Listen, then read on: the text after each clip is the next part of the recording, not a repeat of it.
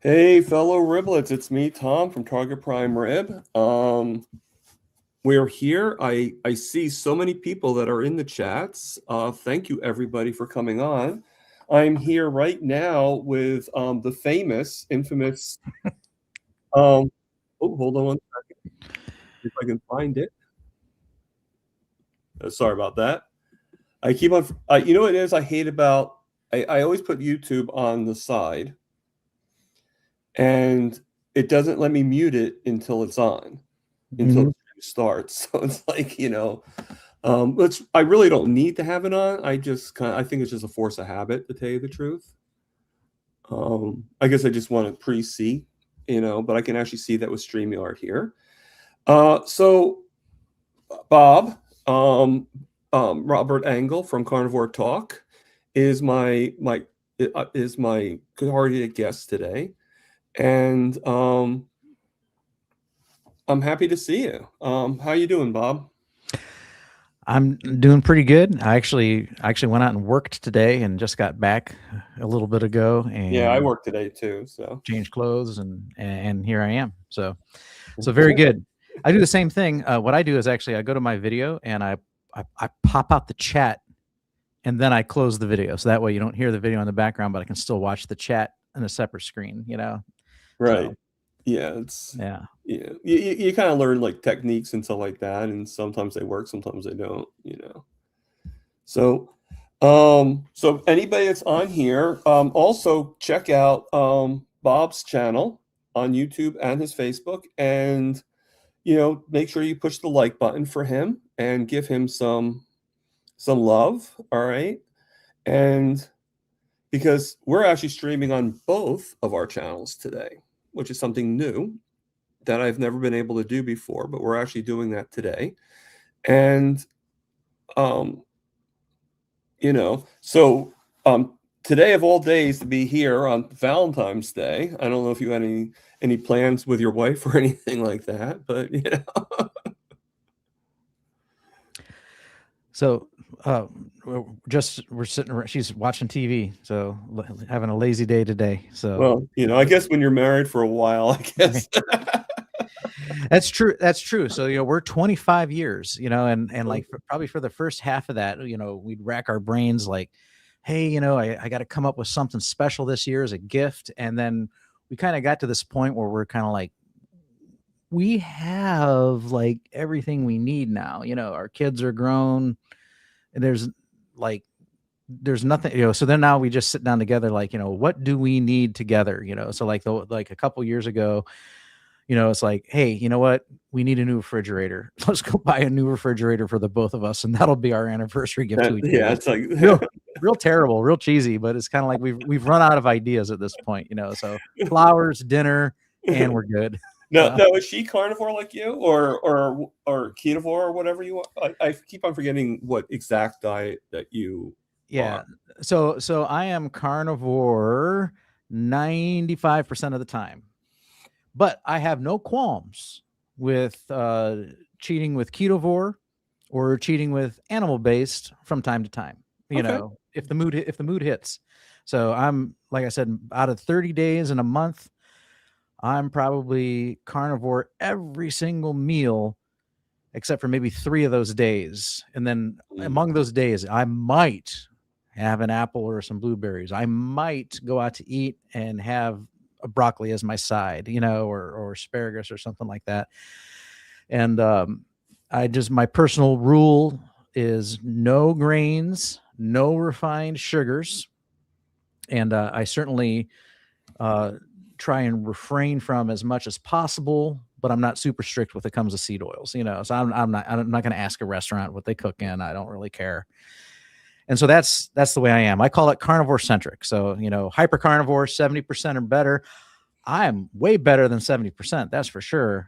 But I am not anti plant by any means. So Right. Yeah. I mean, I yeah. I notice whenever I'm looking in the chats or even on your panels and stuff like that, just watching, I notice that I don't hear very much judgment from you when it comes to that particular, which is I think I think it's stupid to judge other people. Like we're all different, and Yeah. we all have our belief systems, and we all have our like what we're gonna do.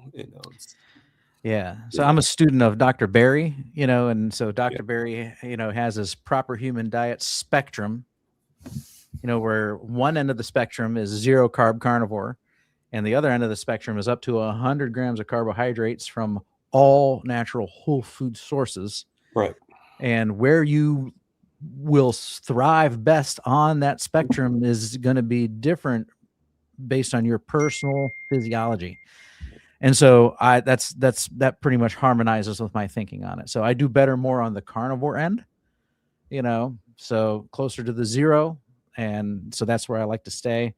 But like I said, I'm not anti-plant. I think the human body is remarkable. It's resilient. A little bit of plant toxin here and there, your body's capable of recovering from that. When people get sick, like I used to be, is when you consume those things chronically and in mass quantities, day in and day out. That's when you're going to have problems, for the most part. I mean, there are people that are super sensitive with small portions, but by far the average person isn't. So Yeah. So that's pretty cool. So we got a few people in here. I just want to say hello to everybody, really quickly in the chats, and then we will go. Now I know we were talking about different people that are in here when we were talking, you and me. But Sandy was the first person here. So hey, Sandy, how you doing? And then my carnivore sister, Tanya, Kitchen Witch, is here. And then we got Barbara, Grandma Crochet Corner, which I think you've met, right? Or at least yeah, I've seen her YouTube content, and she's been on my streams also in the past. yeah, Yeah. yeah. So I know Has she ever been I on know your all these panel? all three of these people so far. Has she ever been on your panel or no? No. So Oh, okay. Well, she's more than Barbara, welcome to. I'm sure, yeah, you're always invited to Yeah. the Bob's. Oh, you know why? Because she has her lives. Yeah, And I think yeah, when she's I know every when day. I'm done and I sign off, I refresh my YouTube page and she's live. So Right. She goes live at 9 o'clock. So and I'm live at 8. So there's a scheduling conflict. Yeah. yeah. So I mean, she probably could pop on for a few minutes, Mm-hmm. And then we got Uncle Charlie here. Hey, Uncle Charlie, how are you doing? And for some reason, Uncle Charlie's mentioning about Pretzel Pete, but I don't see Pretzel Pete here. So unless he, and then we got Rick Charger Mopar. I saw a little bit of your live today, Rick.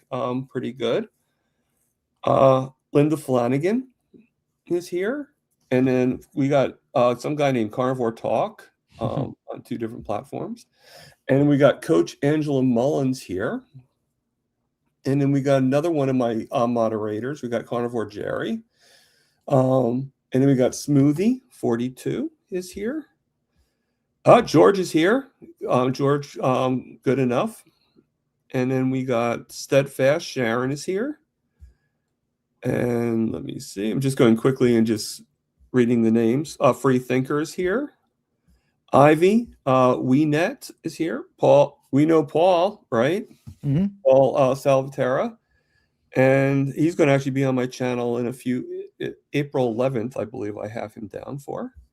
And then I think coming from your channel, Terry Girl is here, Terry Sue. And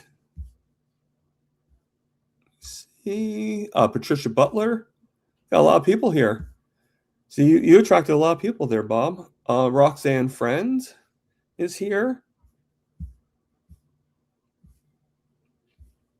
And Laney is here. Well, you can't have George without Laney. And then Dave on the record. Actually, he has a question, so we'll do that question now. Hey Bob, huge fan of your show. I've watched back all old episodes. Curious if you still talk with Meathead. Okay. So I haven't spoken with Meathead in a long time. So he was very active in the community, and he was very active on my Monday Night Lives. And for a moment he started his own YouTube channel, and then one day he took it all down and he kind of vanished. So, and and that's okay. He was out of his comfort zone doing all that anyway. You know, he knew he was kind of pushing himself out of his comfort zone, and then I don't think he liked being out of that comfort zone, and so he kind of went back off grid, and so that's just his personality type. So good guy. You know, miss having him around. He was fun to talk to. So Yeah. yeah. Yeah. I mean, and then we got two more people, and then we have retired Rick is here, and we got Lizzie from Lizzie World. So, all right. So, I think most of these people have already seen your channel, but I'm just going to put right now, I'm just going to put add to the stage and just make bigger a little bit. This is actually Bob's YouTube channel. All right. So anybody that's not subscribed to him, definitely do so. And we remove that now and put, I don't know why we're not in there. Let me just get rid of that. Sorry about that. Ah, there we are. Okay. I'm like, where are we? Okay. So if Jerry or Barbara, if you guys could put it in the chats too, on my end, Bob's channel, so that people can click on it and subscribe. Anybody that doesn't know. But I can't see no one knowing about your channel. I think you're a lot more popular than I am. Not that I'm putting myself down. I'm just, there we go. Stop sharing. Maybe not. You know, you are more regular on YouTube in the YouTube community. You know, so and then my subscriber count is higher, but I have a couple niche videos that has kind of that's what's caused people to subscribe. I've talked about some two very specific things, three actually: ulcerative colitis, and I talk about high triglycerides, and I talk about chronic kidney disease, because I have those conditions. And when you have those conditions and you do a carnivore diet, you sometimes get results that most people on a carnivore diet don't expect. Right. And it can scare you. And then your PCP can use that information to scare you even more. And a lot of people, they quit carnivore and they go be vegetarians because what happens to their blood work and stuff scares them. And that's why I publish those videos. So I have some kind of unique content, and that's where like most of my views come from. So okay. And just to ask the question to everybody in the chats, I know Bob's hearing it, but every once in a while there's a ding, because I'm getting like these texts from other carnivores. It's actually from other carnivores. We're actually doing a meetup on next Saturday in New Jersey, and it's kind of a group chat, on my phone, and it's connected to my computer, and it's kind of going off because everybody's like pushing each other like Happy Valentine's Day and all that stuff. And I'm just interested, is it just me and Bob hearing it, or are you guys hearing it too? And if you are, I do apologize. There's nothing I can really do. So if I mute myself while Bob's talking, we should hear it a lot less. But I will have to unmute myself, obviously, when I'm talking. So, but I just wanted to apologize and see if, Jason just said he can hear it. All right. So I do apologize, everybody, on that. I can't stop people from chatting, unfortunately, and I can't figure out how to disconnect it from my phone. So it's actually, Lewis taught me how to put it in, and I don't know how to take it out.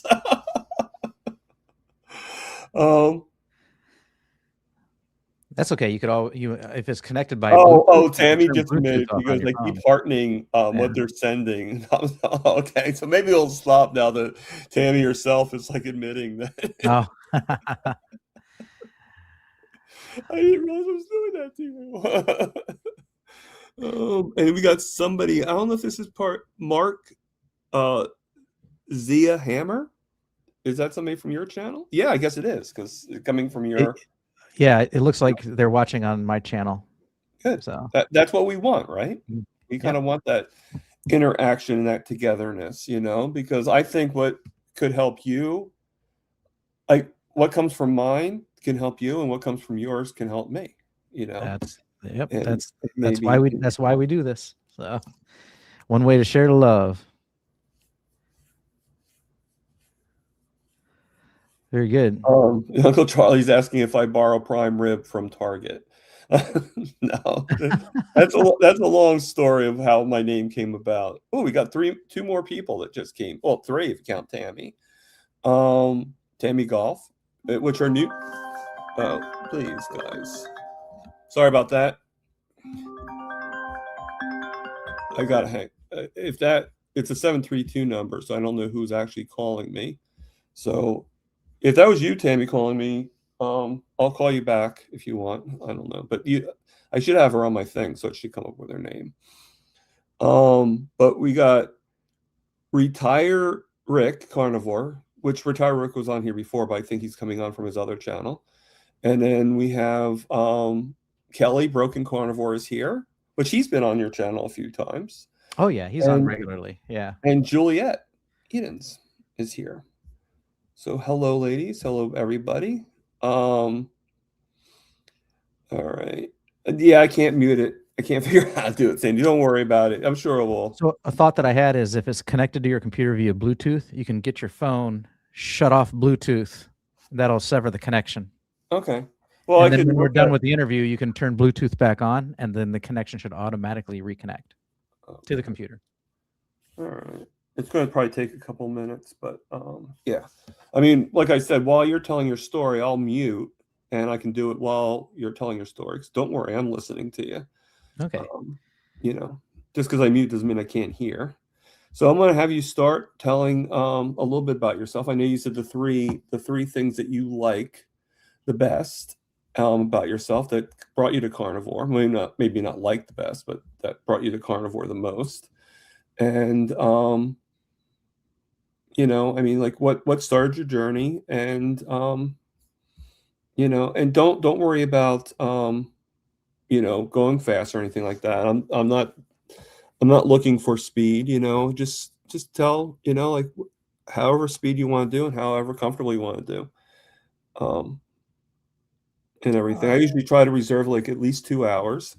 You can go less than that. That's up to you. It depends on your time and your day and stuff like that. But okay. You know, I don't like do like 1 hour shows and try to rush you.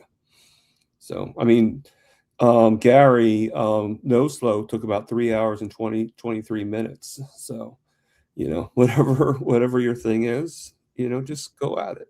Okay. And if anything pops up, you can see the questions, right? You can see the chat. If I popped it up, I can see the chat as long as I'm making the effort to look at it. So well, like when I put it on the screen, I mean, so yeah. I'm going to try to get the chat. It hopefully, you know, and I will put it up on the screen, and you know, that way if you see it, you could always stop and just answer the question. You know, because hopefully they're mostly going to be for you anyway. Okay, yeah. All right, yeah. So if there's any questions, you know, use a question mark, put some cues before it. You know, I'll be happy to answer them. As far as taking up 2 to 3 hours, we'll see. I have a tendency to be concise, so. But we'll yeah, be fine.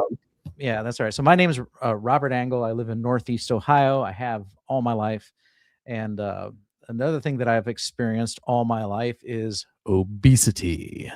I was a heavy little kid, and always made fun of in school for it. The first thing I ever did to try and address it was probably between 7th and 8th grade.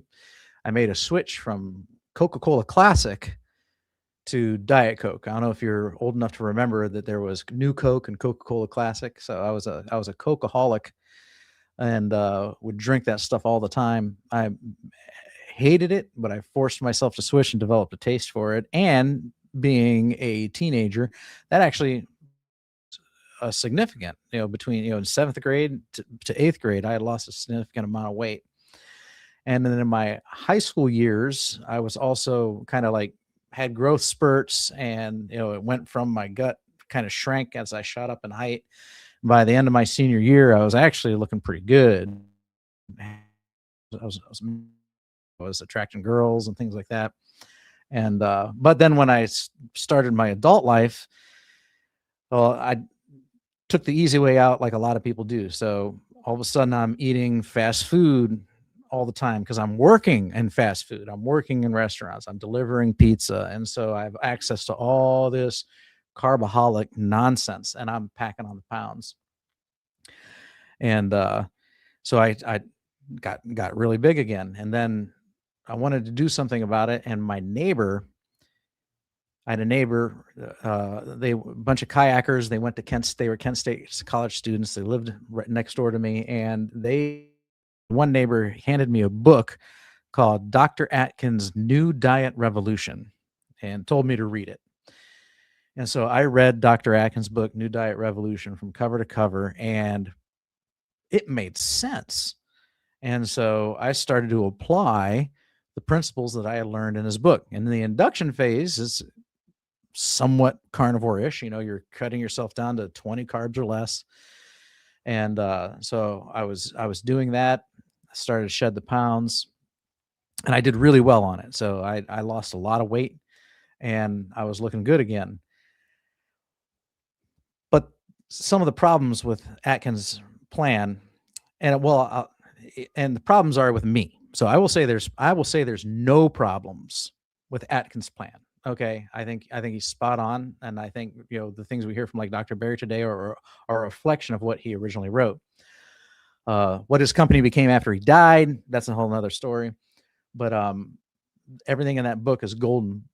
My problem with it is it was a lot of fun trying to come up with different recipes.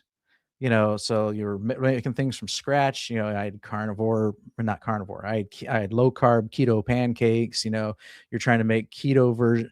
That's what you end up doing is you're trying to always come up with some keto version of something that you miss from the standard American diet. You're always trying to come up with an imitation meal that would be low carb. And because of that, you never really get over you never fix your mindset about, hey, these are foods that you probably shouldn't eat ever again, because you're always trying to come up with mock foods that will work, and they're never as good. There's never as good as you try and come up with like a breakfast pancake, or if you're trying to come up with like low carb bread, there was like oopsie rolls and bread that's made with like cream cheese and stuff like that, like they passed, but they were never as good as the real thing. Try and come up with like, not carnivore. I'm going to say that all the time because I've been carnivore now. You come up with like low carb pasta. You could buy these noodles that are made from some sort of fungus or whatever, and they're really low carbohydrate because they're all fiber or something. And you try and put some pasta sauce on and eat it. It just doesn't work, So then what happens? Well, you want the real thing, and so you fall off the wagon because you ate the real thing. And that was the problem with Atkins, is always trying to come up with these substitutes. The other problem with is he had 4 phases: induction, and then as you graduated through phases 2 and 3, you gradually increased your carb count to try and find out what your carb limit was before you lost the weight, before you stopped losing weight. And you also would add in different food groups, a different one at a time, slowly, to see what foods might not work for you. And all that's fine. And then once you know all that, stage 4 was Atkins for life, and you're supposed to eat like that forever. Well, nobody does that. So, once you've allowed so many carbs back in and so many food groups come back in, now you've opened yourself to the addictions that you had before, and it's just so easy to slip off of it. So that's what I did. I'd yo-yo diet, and typically I would swing from like 175 up to 230 and back down to 175 and back up to 230, and then eventually it started to get more difficult. I was going down to 200 and then back up to 230, and then down to 205 and back up to 230 and down to 210 and I couldn't quite get down as low as I could. And I always thought to myself, wow, maybe I did something wrong with my body or something, but keto just doesn't work anymore. And that's kind of the way I felt. Right. And then you get married and you get comfortable, so then they're like, okay, why do I need to lose weight and impress anybody? I got what I need. I got house, car, wife, kids, dog, Right. Yeah. So you don't really have to impress anybody. Right. Why lose weight? We're doing pretty good. Well, that was fine until I started to have a series of health issues. So, in probably around 2010, uh, 2008, something like that, I developed ulcerative colitis. And that is basically, I know that because I was having to go to the bathroom like upwards of 25 times a day, loose stools. I couldn't eat. If I would ate, then I was stuck in the bathroom for the next couple hours. And I lost a lot of weight then because I was afraid to eat. I didn't have any insurance. So I went, well, I complained about it to like my dad, and he's like, "It sounds like you need to go see a doctor. That sounds pretty serious, and so when Obamacare came out, I didn't get it the first year, but the second year I went ahead and got it because I needed insurance. And when it first came out, it was actually affordable. I used to say at the time it was an Obama send, LOL. And we got some insurance. My wife was having some problems with fibromyalgia too, so we were both able to see some specialists and get on some medications. And then so the ulcerative colitis, after they had the colonoscopy, they showed me the imaging, ulcers everywhere, and they gave me they offered to remove my colon. But then they said that there was like about 5 different drugs that they could try to get it under control. And the one that they put me on was called Dipentum. The brand name is also known as mesalamine.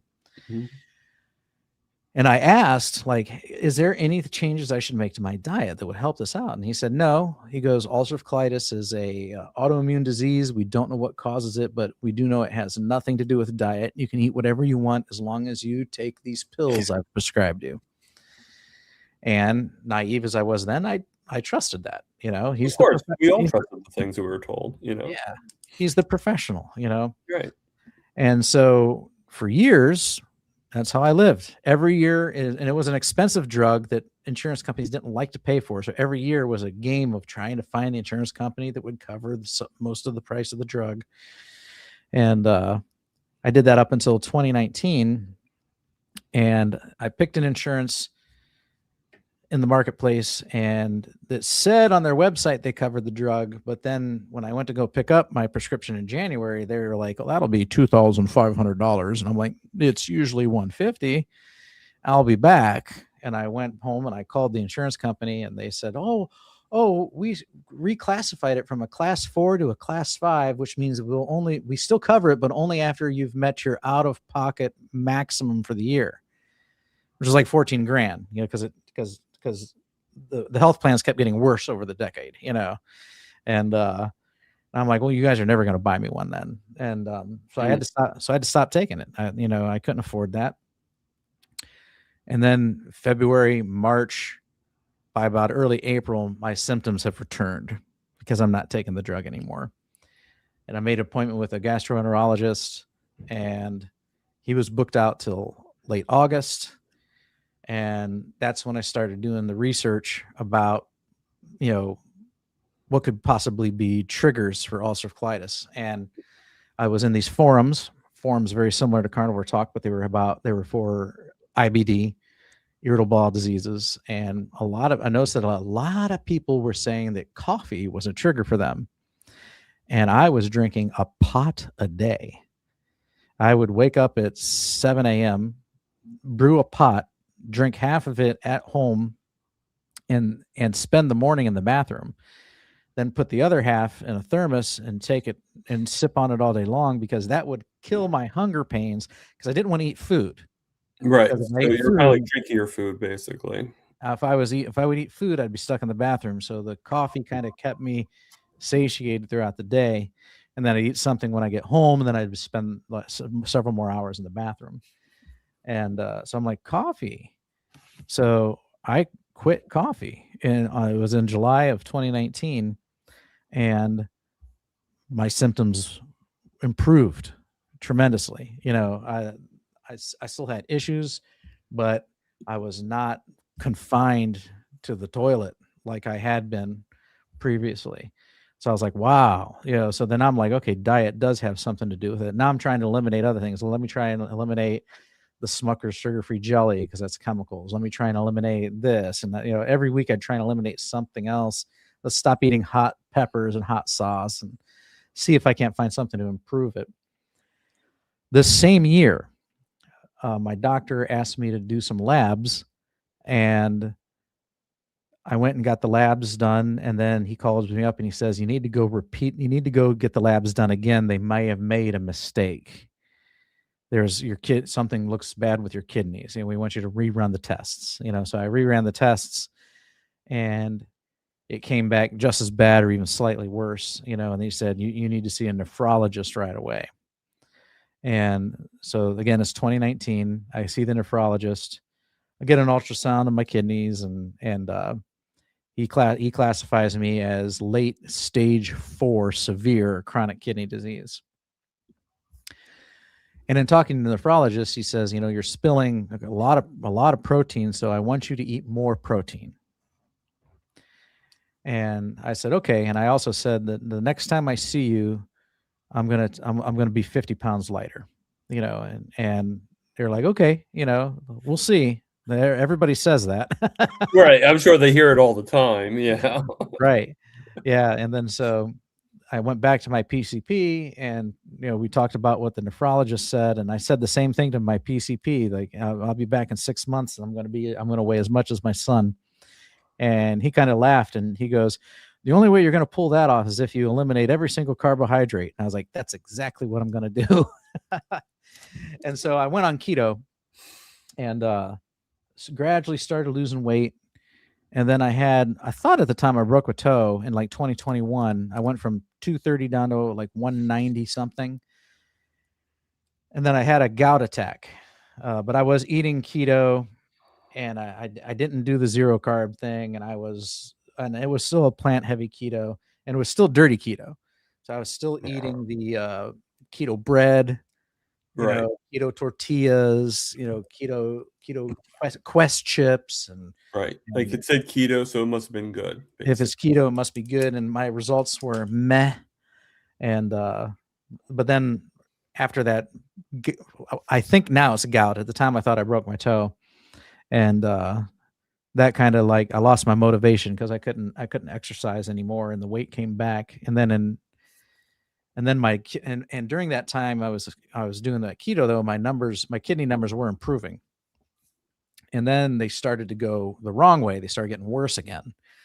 And so I was like, okay, I need to get back on the bandwagon. So in 2023, January, I started low carb. February, dirty keto. By March, I stumbled across Dr. Berry. And because I didn't want to reread the Atkins book because this is the modern age. Why read when I can watch YouTube? So I started looking up keto recipes on YouTube. So I was still cooking. I was cooking for the family, so I wanted them to be on board. And I came across Dr. Berry, and he kind of like helped straighten me out. He's like, keto, it's not that keto stopped working for you. It's just, I succumbed to Big Food's bastardization of keto, and he's the one that said, keto is fatty red meat, half your plate, the other half slow carb veg. He's like, if you go to the store and it says keto on the package, that's BS. That's not keto. And then it dawned on me. I'm like, that's why it seems like keto stopped working for me, is because at first I used to love making all these things myself in the 90s when I had read Dr. Atkins' book, cooking all these recipes from scratch. But then Big Food came along and took that away from you. Right. Now I was like, oh, why labor over all this stuff to make my own keto oopsie rolls for bread when I can just go down to the store and buy a loaf of keto bread? Yeah. And they probably tricked us too. Right. It's, like we just want the, it's nature, we just kind of want the easy road. Yeah. And if it's already done for us, then why not? Yeah. Yeah. Yeah. So I started doing keto Dr. Berry style in March and in April. And then during the same time, since I'm now watching Dr. Berry a lot, his carnivore topic videos started showing up in my YouTube recommendations feed. I'm like, carnivore? And I'd watch a Dr. Berry video. He's talking about the carnivore diet where you don't eat any plants at all. And I'm like, what the heck? Like, no, I think most of us thought Dr. Barry was crazy yeah. when we first saw him. Why, man? Come on, Dr. Barry, you seem so reasonable. What is this? You know? And I come from a strong religious background. So, you know, in the back of my mind, you know, Garden of Eden were originally created to eat plants, yada, yada, yada. So like, it doesn't jive, you know? Right. And, in May, I broke my ankle in the backyard here on an accident. I had to go to the hospital in an ambulance. And I was thinking, wow, here we go again. Just like before when I thought I broke my toe. You know, I was making progress. I'd got back down from 230 down to in the upper 190s. Good. And I was like, what am I going to do now? I can't exercise. I thought I'd be laid up for 6 months, you know. And I was like, well, I guess I'll give this carnivore diet a try. And so that was my first day of carnivore. Was that next morning in the hospital, after I had my surgery, and you know, they brought me a hospital menu, and this hospital actually happened to have a good menu, and it's not the proverbial hospital food that everybody complains about. Right. And you looked at it, you know, you had your choice of like, you know, salads and steaks, and I was breakfast, so I saw eggs, bacon, sausage, you know, so I want some scrambled eggs and cheese, bacon, sausage, you know. What would you like any toast? Nope. You know, I'm just going to do the all meat thing. And so that was my first carnivore meal with the mindset that I'm going to be a carnivore. And over the next 6 weeks, my bones completely healed and I was walking again. And I couldn't get on the scale and weigh myself. In fact, my wife hid it because she didn't want me trying to walk around and stand on a scale with a broken ankle. But during that time, I had lost 10 pounds. Over the next 6 weeks, I lost 10 pounds watching Netflix, playing my PS5, and sitting in my recliner.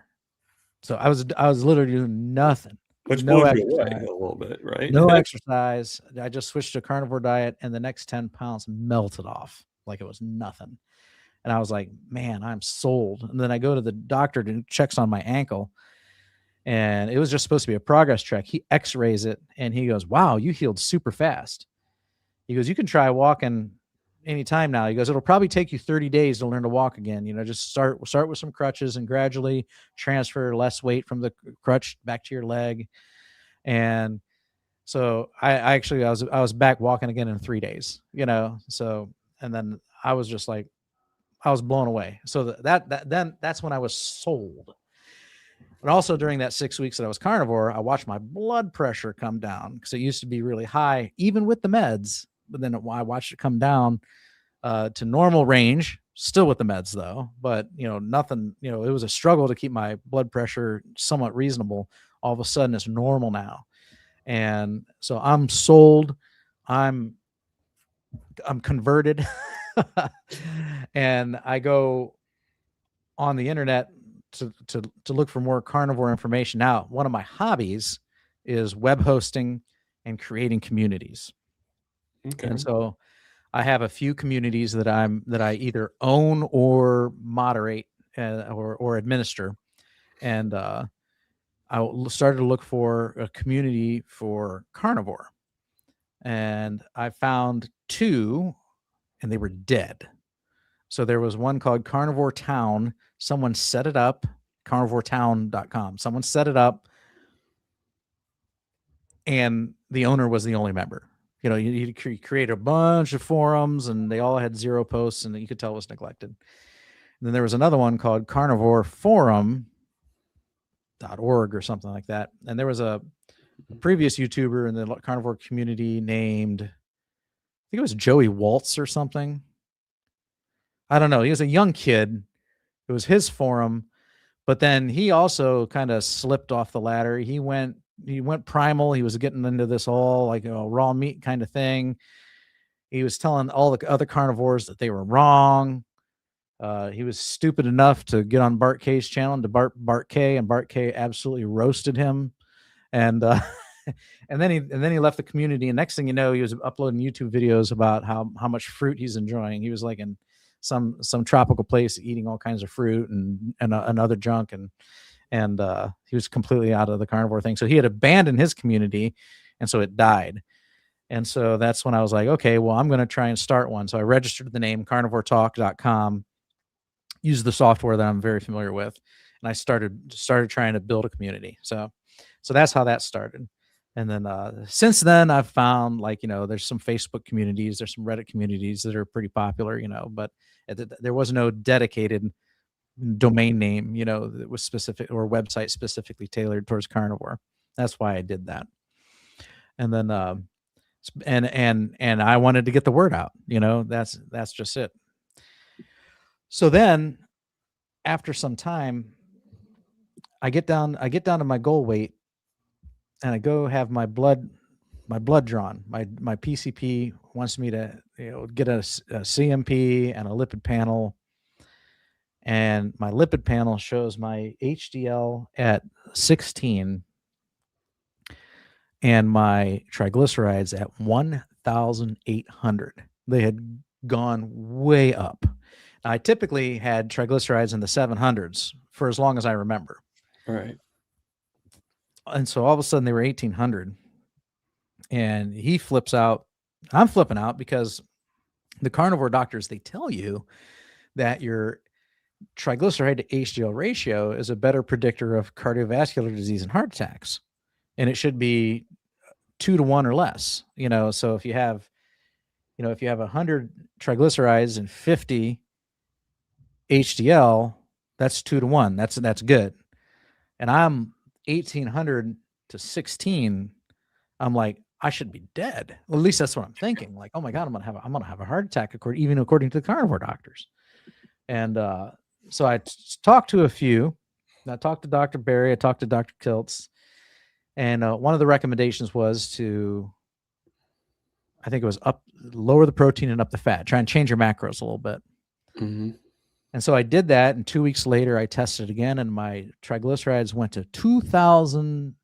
I think it was 2,887. It's it's on the thumbnail. 2,887. I'm like, oh my gosh, this is crazy. And my PCP flips out, and he puts me on a drug called fenofibrate. And that's designed to bring the triglycerides down. And I'm scared because, I got an HDL of 10 now, and triglycerides of almost 3,000. And even the carnivore doctors say that I'm super high risk for a heart attack. I'm like, this is not cool. And I'm trying to figure out why, because everyone says that your trigs should drop like a rock. Your HDL should go up and your trigs should drop like a rock. And most people's experience shows that. Why am I behaving differently? So I've taken the fenofibrate loyally to bring my trigs down, and it works. And then I start doing some research. So then that's where the birth of those YouTube videos come from. My research shows that because of my chronic kidney disease, I'm spilling protein, and I'm spilling vitamin D, and I'm spilling things in my urine that I should be retaining. Right. The body makes an enzyme called lipoprotein lipase, and that helps break down triglycerides. And I found all this research data that says that a person with chronic kidney disease, they have lower levels of lipoprotein lipase, which is produced in the skin, produced in the liver, produced in the pancreas. I mean, everything produces this enzyme. And so the question is why? So my skin and my liver and my pancreas, all those things are fine. So it's not like they're producing any less. It only makes sense that I'm spilling the enzyme just like I'm spilling protein and just like I'm spilling certain vitamins. And so that's why my triglycerides got high. My triglycerides have a much longer life than your triglycerides because you produce this enzyme that goes to work. I produce the enzyme and I spill it out my urine. So mine, as my body fat dissolves off my body and goes into my blood, then it has nowhere else to go. It hangs around there. So now over time, once I stopped losing weight, over time, that number would have came down eventually. But my problem was well, before we get to my problem, I made a video on triglycerides. I also made a video on chronic kidney disease because the mainstream says that protein is bad for your kidneys. And so to be on a carnivore diet sounds crazy to people who subscribe to mainstream medical thinking. Of course. Right. But I read some studies that says that, actually it's not bad for your kidneys. But they always say not bad for healthy kidneys. And I can't honestly think of the mechanism as to why they would be bad for kidneys, even in my state. Kidneys are a filter, so yes, my creatinine goes up and my blood urea nitrogen goes up because my filters aren't filtering it out like they should because I have kidney impairment. But those things are actually harmless to be floating around in your bloodstream. And so how particular can they damage kidneys? So basically, I'm using myself as a guinea pig. And for my first year of carnivore, I saw little improvements in my kidney function, and my nephrologist was happy. And so I made a video about it. Like, hey, I have stage 4 chronic kidney disease. I'm doing a carnivore diet. Here's why I don't think you need to be afraid when your doctor decides to come in and scare the snot out of you. Here's why I don't think you should be afraid. I think I'm making small improvements and I'm doing fine. Well, a year later, after I reached my goal weight in November of 23, that's when I started the phenofibrate. Well, then in the November of 24, I had another blood test and my kidney numbers took a dive. I mean, my blood work was all over the place. Bad. And my PCP flips out, sends the results to my nephrologist, and my nephrologist says, hey, what happened? You were doing so good. You were making improvements. And what changed? And I'm like, I don't know. Nothing changed, And now I'm feeling like, guilty. I should probably take this chronic kidney disease video down. Maybe I don't want to mislead people. And then, at a certain point, as I thought about it, it dawned on me something did change. I've been taking phenofibrate for a year. And so I started doing research on PubMed for phenofibrate, and come to find out phenofibrate can damage kidneys. Phenofibrate can raise your serum creatinine levels. And sometimes and some studies said that the damage could be reversible. Some said that the damage would be irreversible. So I stopped taking phenofibrate and went to my PCP and showed him the studies. I'm like, here's these studies. You should not have prescribed that drug for a person like me, And he was like, well, I was just trying to stop you from getting pancreatitis.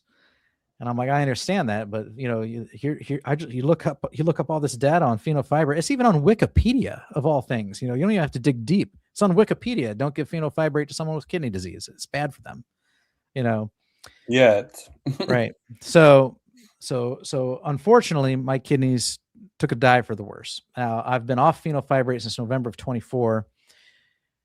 I have rebounded only half of the kidney function I lost. So I have not returned back to where I was before the phenofibrate prescription, but I have recovered somewhat. But now as a consequence, I'm dealing with high blood pressure again. And I've got high potassium and high phosphorus that I didn't have to deal with before, so, it is what it is. But I was really anemic. My hematocrit and hemoglobin were really low. Those have come back up to the low range of normal. My cystatin C was low. It's come back up to where it was actually before. So that's a good sign. I look at that marker more than others. And so I keep on keeping on, I still think carnivores are the best thing for me. I know because of my pre-phenofibrate experience, I was doing good and making improvements. So there's nothing I can do post this tragedy that's going to be any better than what I was already doing before. So I'm still carnivore, like I said, 95% of the time, which was about true then. So, and Jason says, I hope you went back to that doc who prescribed it and said, hey, pal, you just destroyed my kidneys. So I did. I I pointed the finger at him and told him exactly what happened. And I continued to see him until he retired. He just recently retired. And it's a little more interesting because when I started the carnivore diet, he was against it.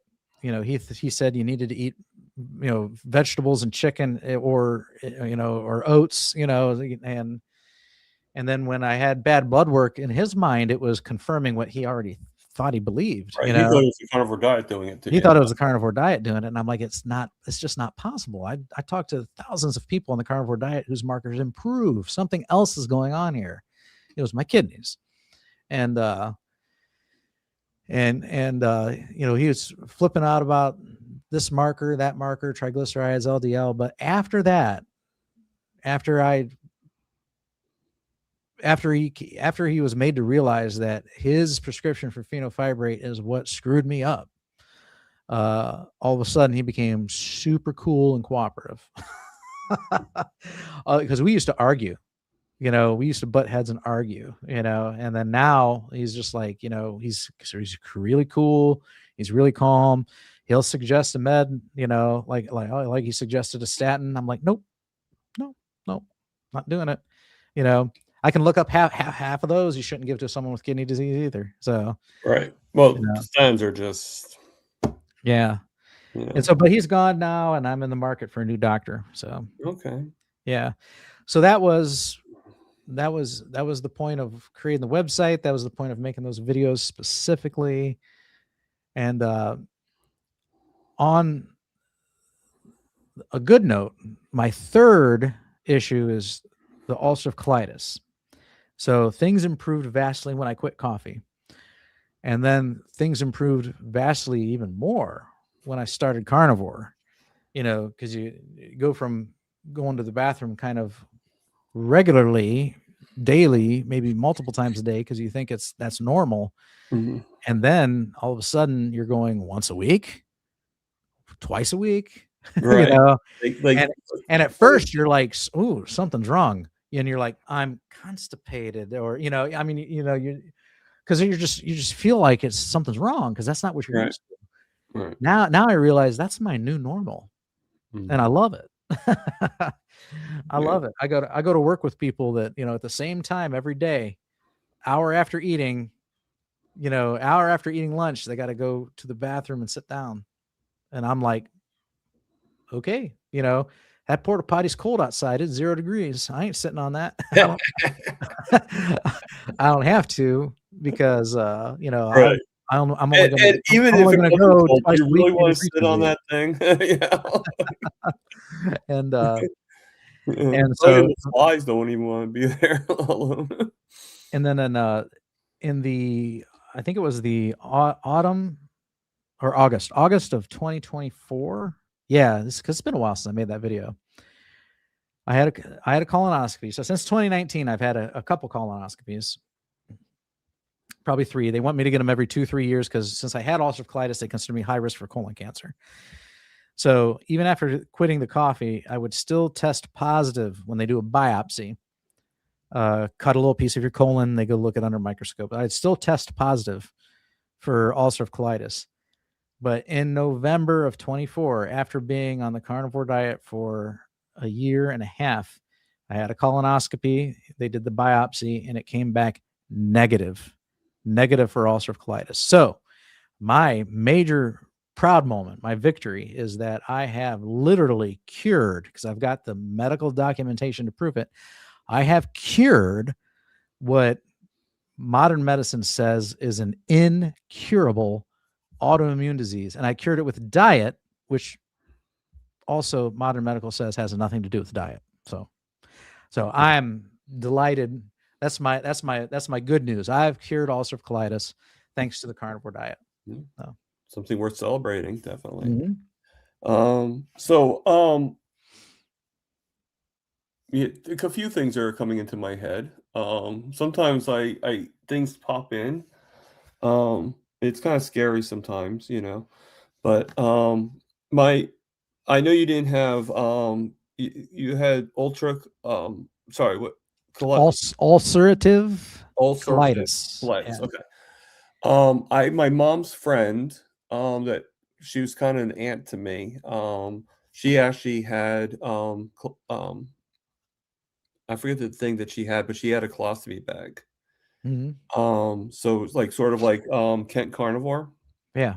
you know, and of course she ate the carbs and everything like that because she didn't know, and um and another thing too, coincidentally with me, is one of my jobs was I worked in the warehouse delivering mail, like internally, to the company that actually made colostomy bags. So I thought that that was sort of, I always like to try connections, somewhat connections with my guests, And I know you don't have the colostomy bag or anything like that. At least I didn't hear that while you were talking. Yeah, I still have Um, my colon, so yes, yeah, you I'm still have your colon, which is great, right? yes. And I mean, God forbid if you didn't have your colon, right? But Right. yeah, I can't imagine what that's like. I mean, yeah.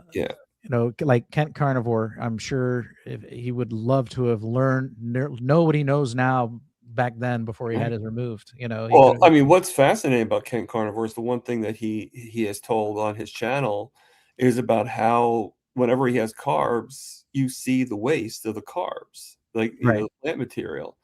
And whenever he eats fatty meat and stuff like that, it absorbs into our body, and there's very little, if there is any waste, it's very little waste at all. And to me, that's remarkable. That's amazing. And I mean, I'd love to have him on this channel. I'm sure you'd love to have him on your channel too. I mean, he's, probably could talk about my mom's friend and everything, even though they're not really friends anymore. They kind of like something happened. It was a long story. It's like sort of like parent drama, so to speak. And but yeah, no, I just, I mean, was that ever a topic that ever came up that you might have had to lose your colon or anything like that? Or Yeah, my first colonoscopy back in 2010. That's when I got diagnosed, okay, and so they showed me after I came to and the anesthesia wore off, and I wasn't talking nonsense.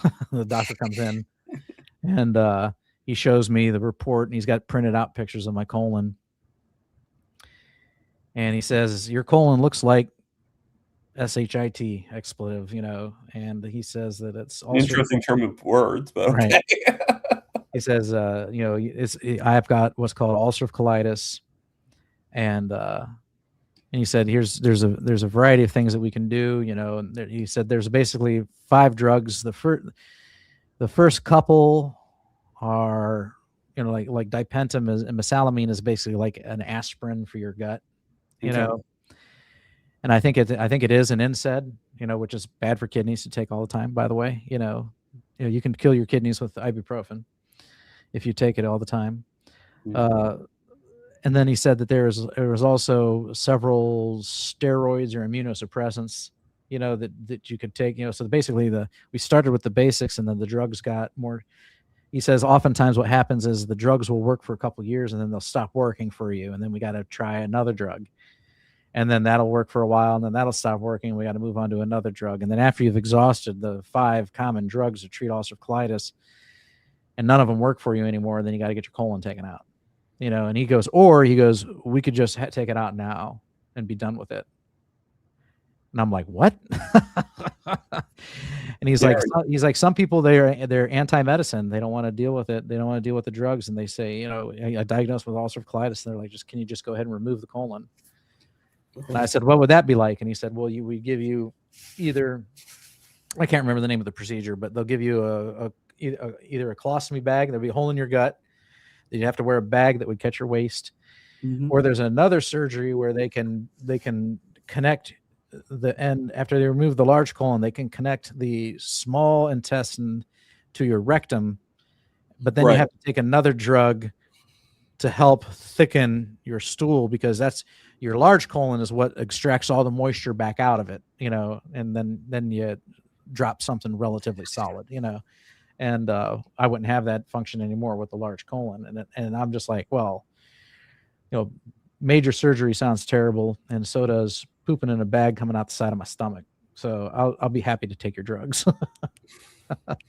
Yeah, So, sometimes, yeah, you know. but hindsight, you know what? Hindsight is 2020. They say, like, it's kind of weird. Like if I never, you know, I have kidney disease because of the drugs I took for ulcerative colitis. I had ulcerative colitis because of my bad eating habits, and I was particularly sensitive to coffee. So it's like if I never started drinking coffee when I was like 19, I would have never had this domino effect. I would never had any. I would never had the chronic kidney disease. I would have never had all this stuff. Would have never happened. Yeah. It's kind of weird to think back on it. And why did I start drinking coffee? Because I met some hot chick that drank coffee, and I Yeah. wanted to I have mean, something I fun was with her. drinking coffee. My grandfather used to drink iced coffee all the time, and I drank iced coffee. Mm-hmm. And I was probably about like 11 or 12 when I started drinking coffee. Yeah. Now, a But lot of people like coffee is a sacred subject. They don't want to hear that when I say I quit coffee. But remember, you know, coffee is a plant. Coffee is full of plant toxins. A lot of coffee right. comes with mold, so you got Yep. the mold toxins in it too. But also remember the difference is I was not a cup a day. I was a pot a day. Right. You know, so Which then there was, most people are, you know, to get and the then good on color. top of that, I was eating the junk. I was either eating the standard American junk diet, candy, tacos, burritos, pizza, you know, microwave meals, hot pot, you know, blah, blah, blah, blah, blah. Or I was, you know, healthy eating on a keto diet, but I was eating almonds all the time, spinach salads every day.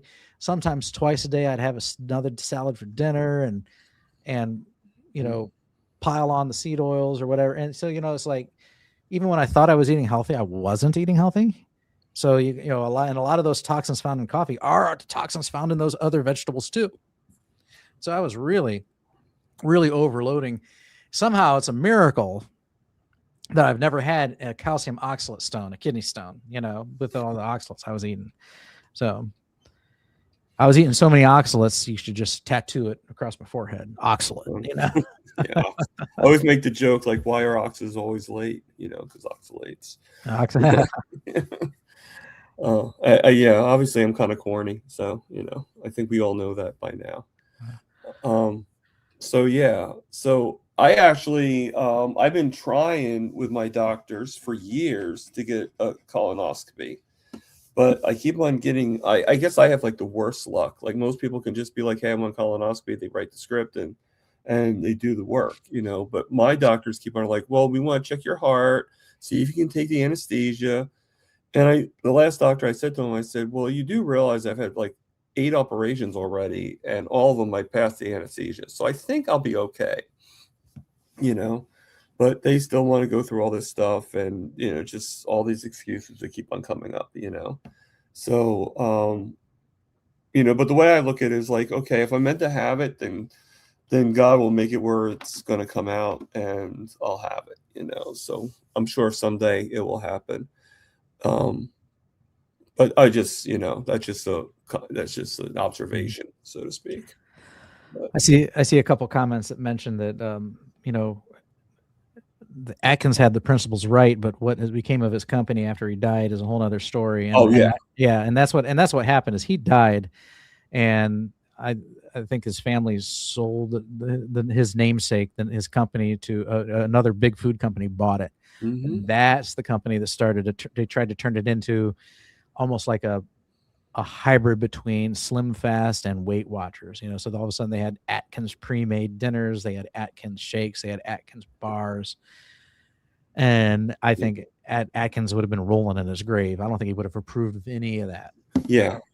Well, yeah, and the same thing comes from the keto. Mhm. You know, the keto. You know, you have the Atkins line, you got the keto line.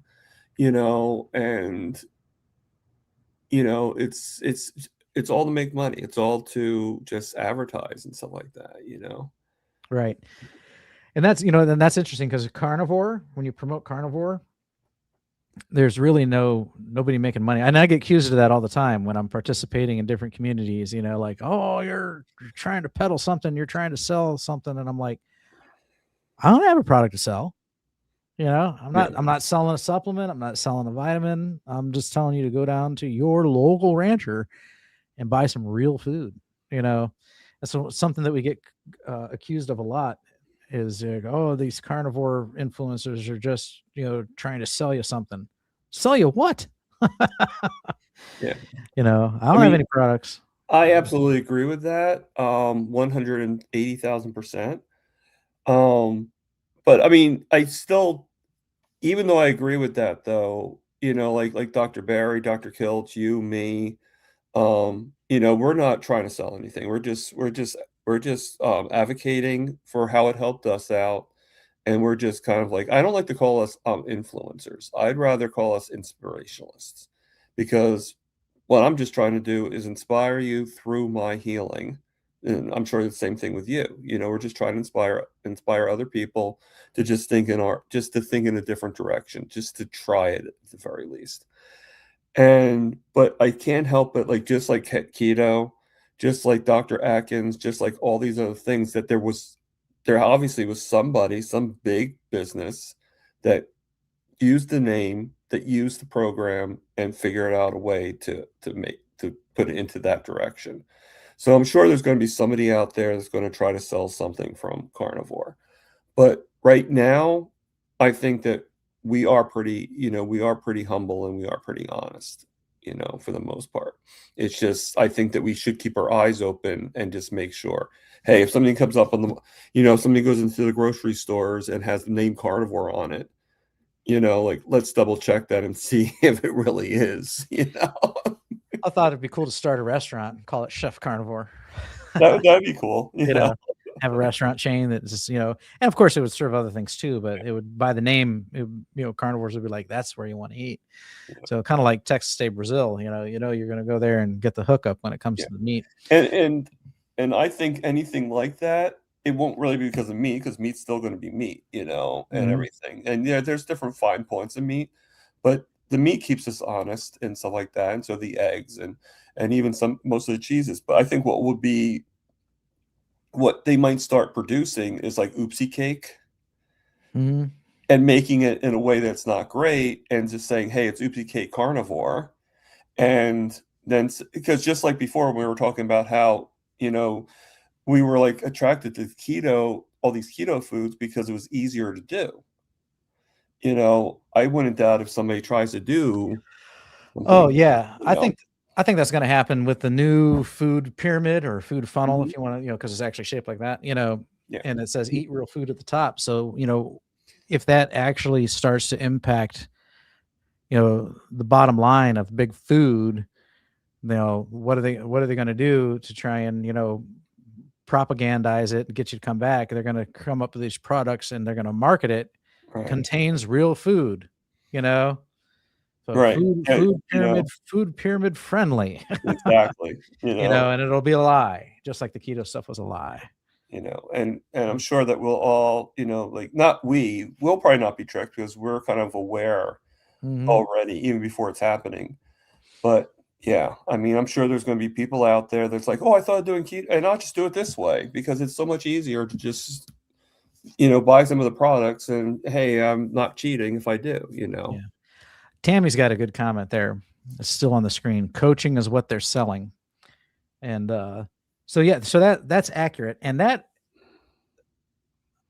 I don't think is bad because you're basically you're selling your time, and and when you get popular, like with some of these larger doctors slash influencers, it's your time is valuable, and when we start, we our hearts are in the right place. We want to get this information out, to everyone, and we want to do it for free.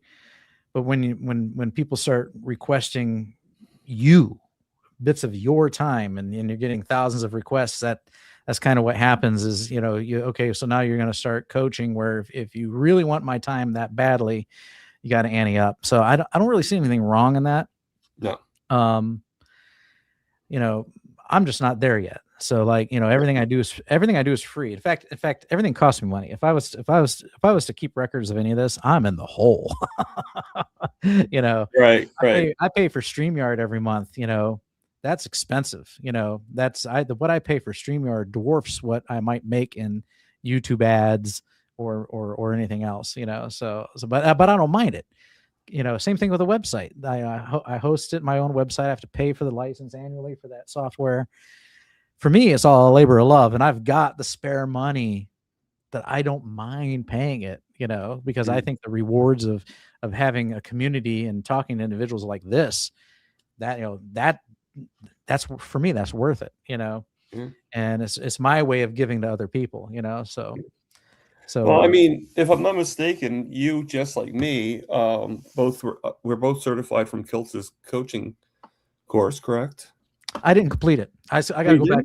didn't? I got to go back and complete it. I got too busy. Oh, Yeah. okay. I didn't know I that. had Yeah, I yeah. actually completed it. I just like like I don't think, like there's a lot of people that did the coaching course, completed it, and aren't really doing the coaching, so I'm sure there's a reason for everybody not doing it. And my reason is basically I still have a lot of healing to do that, like I'm better than I was, obviously, just like you're better than you were, correct?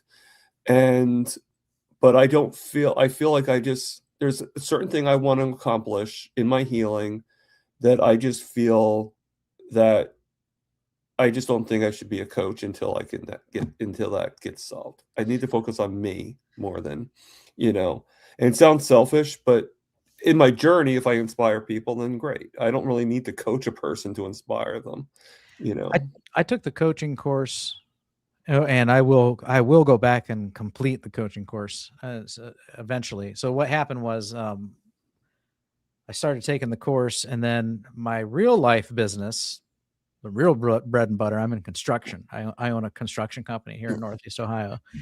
My best man quit. And at the same time, my son started working for me. So I had the extra work coming from my best man who was no longer working for me. And I'm trying to train my son in the trade. So right. so because of that, I was not able to have the time to finish the course. And because I've just been busy. It's another reason why I haven't made like a talking head video in several months. I'm doing the lives every Monday, but I used to create just talking head videos like on triglycerides and stuff like that. Oh, okay. And Okay. I want to get back to that too. But again, time has been elusive.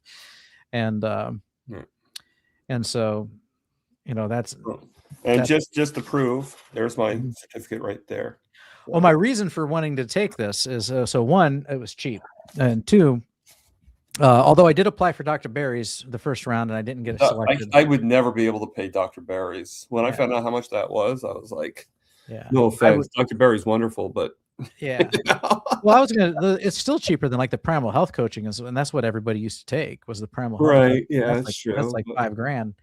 But so I applied for Dr. Barry's. I didn't get accepted in that first run. Then Kiltz came out with his drastically cheaper. And I don't really, like the certification, what's its real value?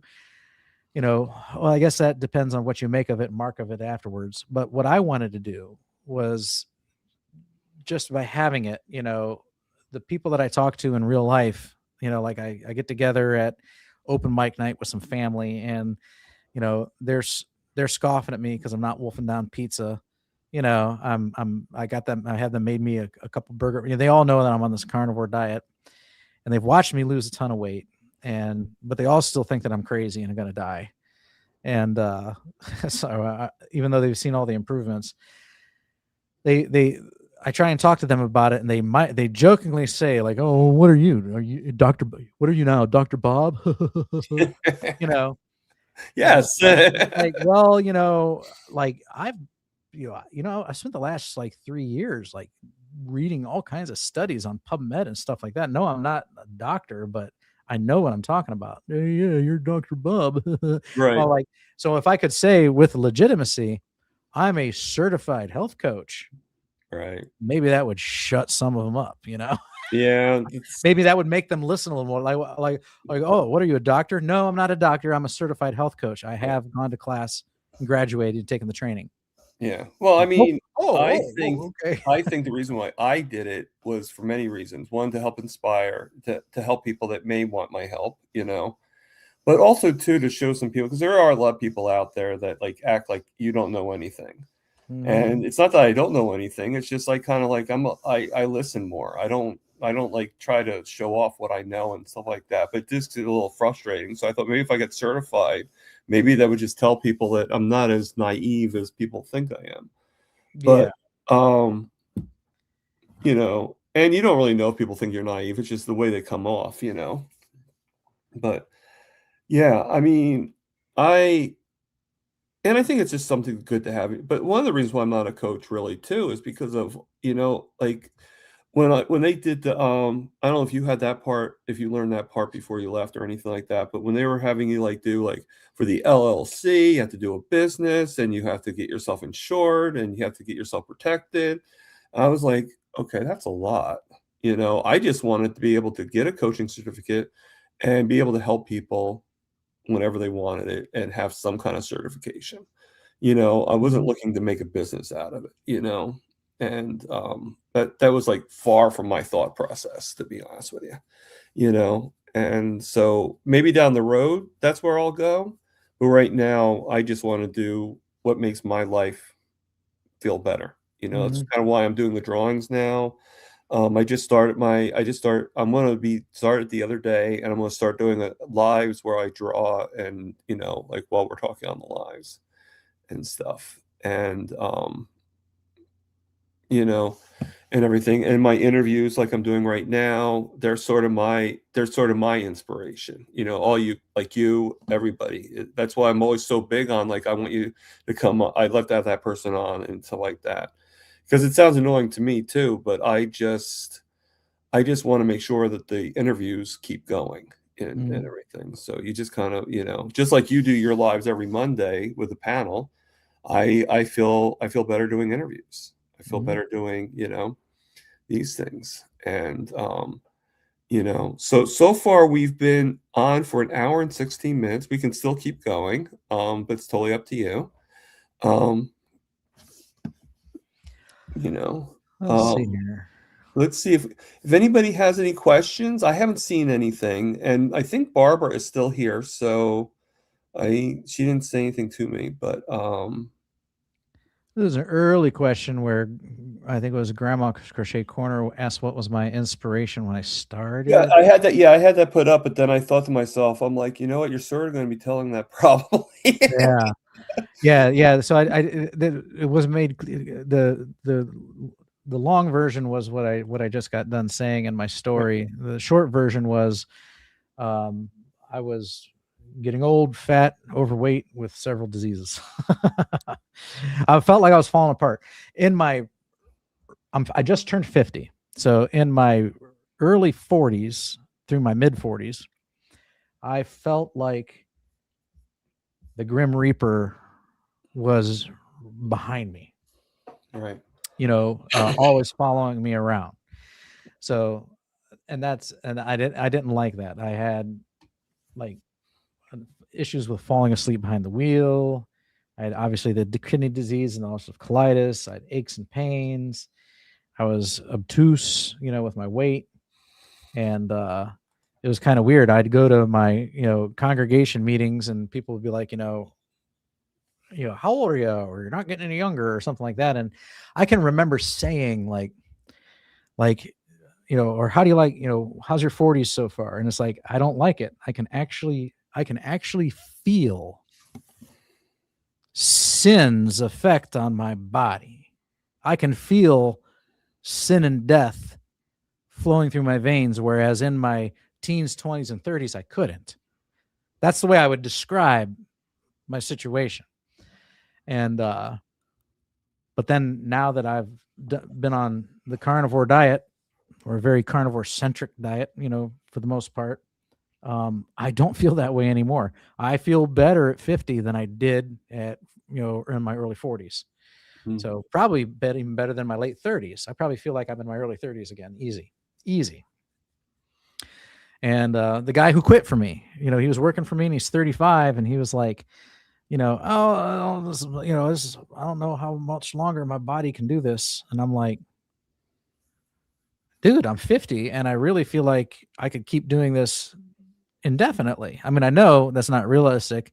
I'll feel different at 60. I'll feel different at 70, but for right now, like I'm 50 and I'm like, I'm good, man. Let's set some more tile. Let's tear Right. out some more bathrooms. Let's work. Come on, and you're 35 saying that you think you're done, So I don't know what to say, Yeah. So I feel good. So So, yeah, I went from being sick and overweight. That was my motivation for getting started, yeah.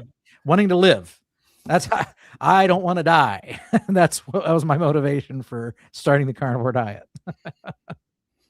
So we got two new people that just popped in. Lewis is here, and so is Dustin, Keto Simple. Mm-hmm.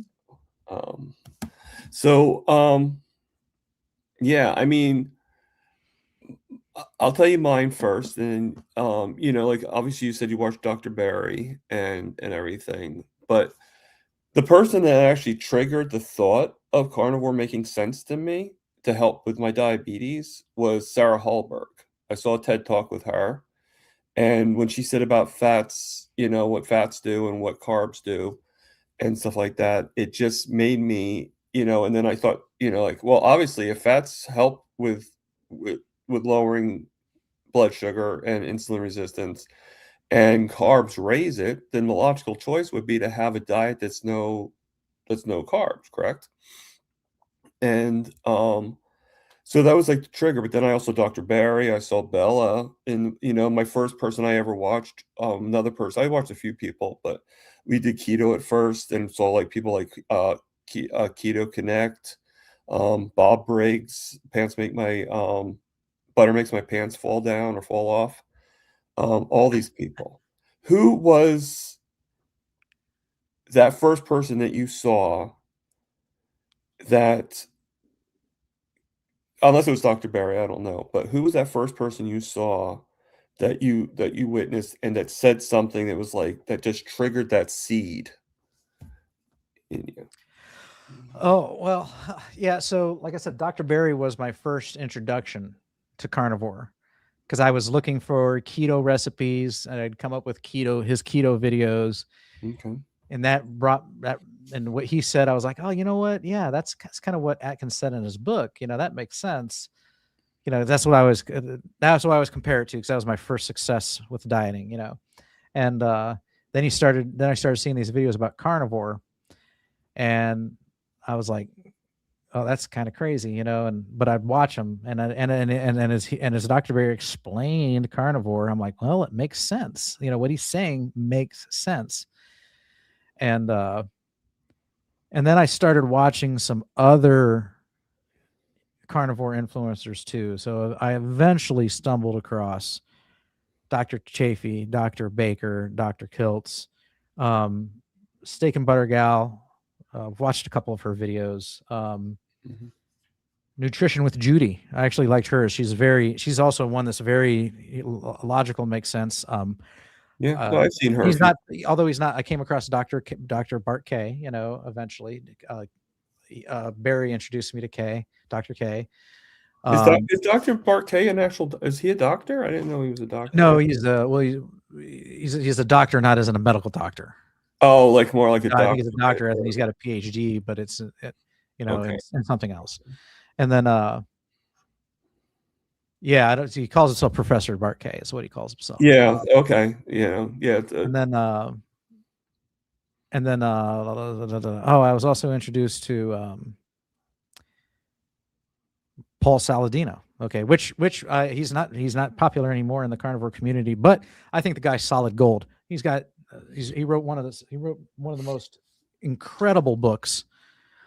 You want to get into the science of carnivore? Oh my gosh, this book is not for beginners. He digs deep, man. That guy's smart, Right. and I know he doesn't do it anymore, and that's his prerogative. Yeah. And I do not disagree with his current philosophy, except for he'll tell you to eat 300 to 400 carbohydrates a day, whereas Dr. Berry will say no more than 100. So I agree with, you can eat the things that Saladino eats, but I think you need to keep it under Dr. Berry's carbohydrate limits. Right. Yeah. So, Like mix the two together, basically. yeah, exactly. So yeah, I'm a big fan. I'm a big fan there. Dr. Cyrus, I know he's become less popular lately with some of the things that he said that people don't disagree with, but I still think he's got very valuable information to listen to. Yeah. Dr. Westman, he's good. Oh yeah. Yeah. Dr. Eric. Yeah. Yeah. And then for kicks, I'll listen to like Gil Carvalho or something, Nutrition Made Simple. He's anti-carnivore, but he's still kind of balanced. Okay. And then we got another Ohioan here named Dr. Allo, and he's I need to stop watching him, man. He's a statin pusher. He's like the opposite of carnivore. He hates it.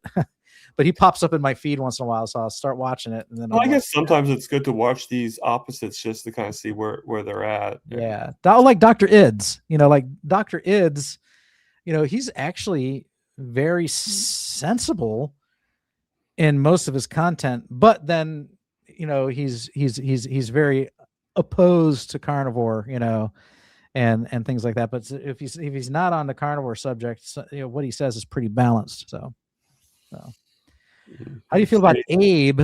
Yes. Who's Abe? Let me go look him up. I'm not sure. Are you talking? Is it Dr. Abe? Let me open a new window and go to YouTube. Mm-hmm.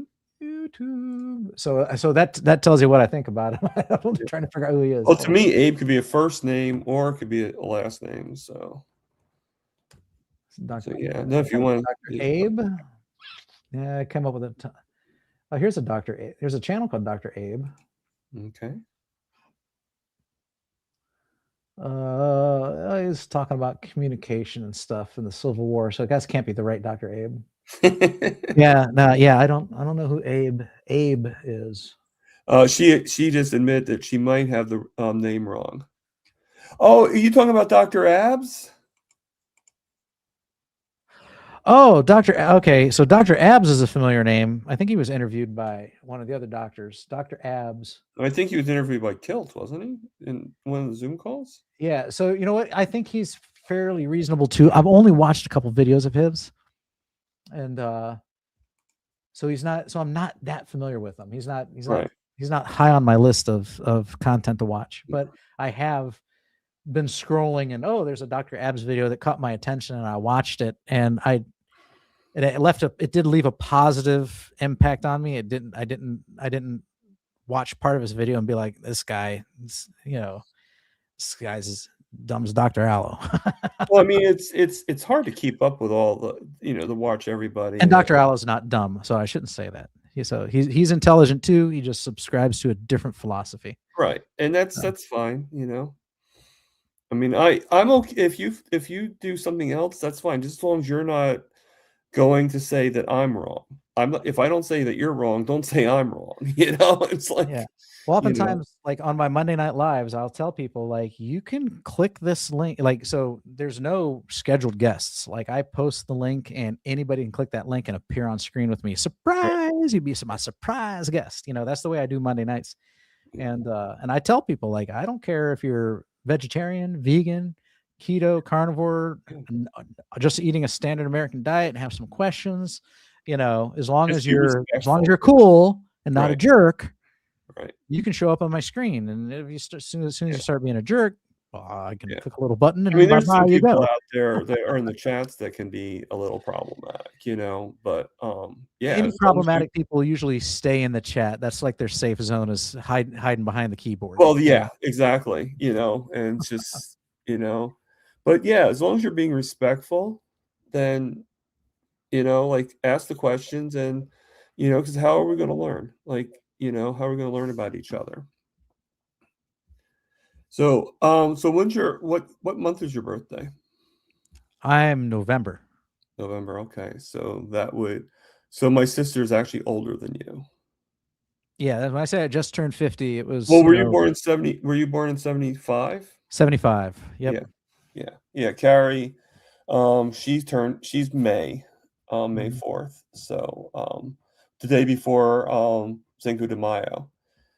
and she actually just turned 50. Mhm. So I was just wondering if you were older or younger than her. Not that really matters, She but turns 50 in May, or she's already 50? she's 50 now. Yeah. So she's a little older than me. Okay. Yeah, she's older than you. She was born 75 too, but May 4th at Mhm. 75. Obviously I'm older than both of you, I guess you could say. I wouldn't know. Well, Yeah, I was born in 72, so I'm just a few years. okay. But um yeah, but I made when she turned 50, I made the joke with her because, 50 is also I didn't know this until I looked at it, but it's the same age that the Golden Girls were, from like the Oh, 1980s. So I actually sent like a picture of the Golden Girls and I said, "What do you have in common with these ladies?" You know, that's funny because the Golden Girls look ancient. they do. Like I Yeah. was like reading this thing on Facebook on I didn't know this, but Archie Bunker, All in the Family, he was 47 when All in the Family was out. Right. Well, look at the things that we do today now, so one, we dress better, we don't have those older hairstyles anymore.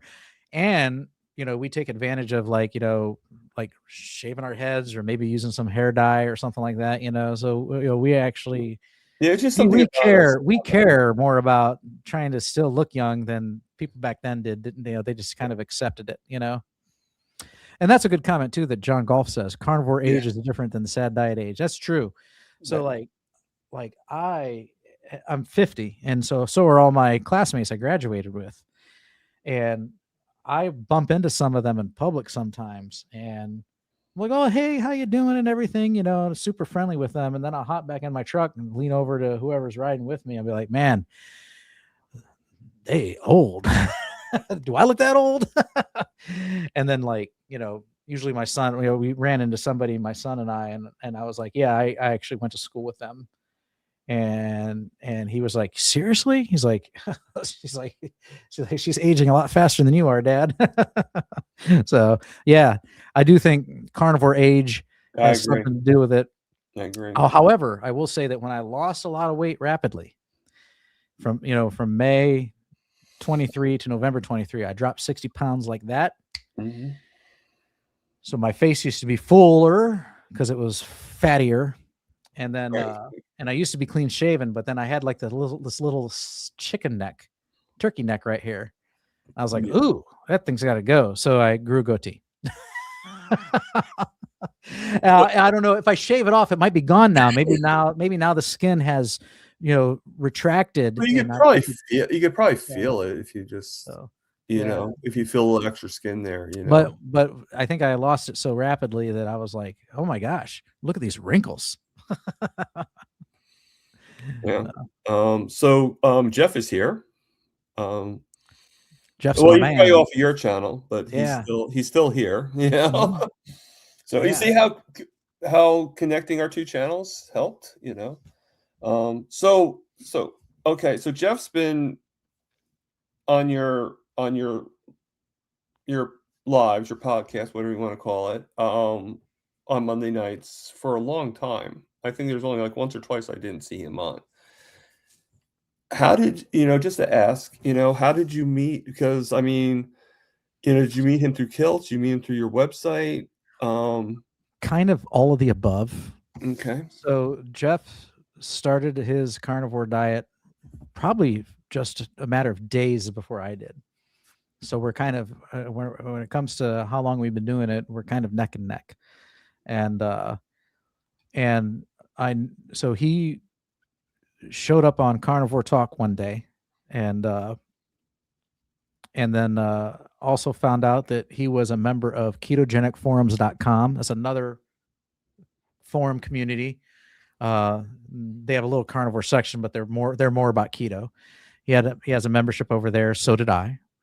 And then he was also in Kilt's Mighty Tribe, and so was I. So kind of all three of them. I don't recall which one I might have bumped into him first, but I probably got to know him, more intimately on Carnivore Talk. So because as we got to know each other there, he said, "Oh, this is me over here, and this I'm also in Kilts," he told me where we have communities in common. And Jeff's a great guy. He's Yeah. been he's been a regular. He's regular on Kiltz's forum, and he's regular at Carnivore Talk. We both have kind of fallen behind on going to ketogenic forums.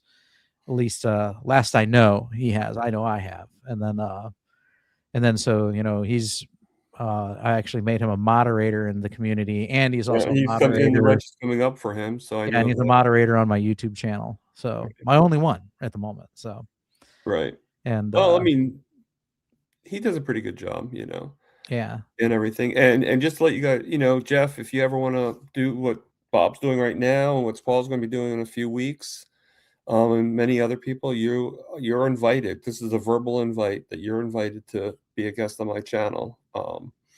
Just let me know, and so yeah, I mean, I'm seeing a lot of names here that are brand new to me. Obviously, they're not brand new to you because they're coming from your channel. Again, Mark Zhammer. So welcome to my channel, Mark. Because even though you're coming from his channel, you are technically on my channel too. John Golf is on my channel, it looks like, but I'm not this is, I think, the first time I've ever seen you, John. So welcome. Yeah, I mean, there's probably a few people on here, but and Dustin just said about Bob Briggs actually doing a video. Sandy confirmed it, so I guess Bob Briggs is back. He left for quite a while. He had a personal situation. I don't really want to get into what I heard it was because it's we don't know, it's his story, and everything. But if he's coming back, that's pretty good. I'm pretty glad about that. Paul says that at 70, many of his classmates are gone. That is I kind saw of, that. That's sad. yeah, Really that's kind of something I'm acknowledging too at 50 is like, I remember when I was a kid, like when I was like 10, and I'd hear my parents and their adult friends, we're in the living room playing video games. They're at the dining room table playing euchre, and they'd start talking about, oh, did you hear so and so died, or so and so died, or this celebrity died, or that celebrity died, and as a kid, I'm like, man, they sure know a lot of dead people, and then it just seems so weird that's like seemed like what they were always talking about.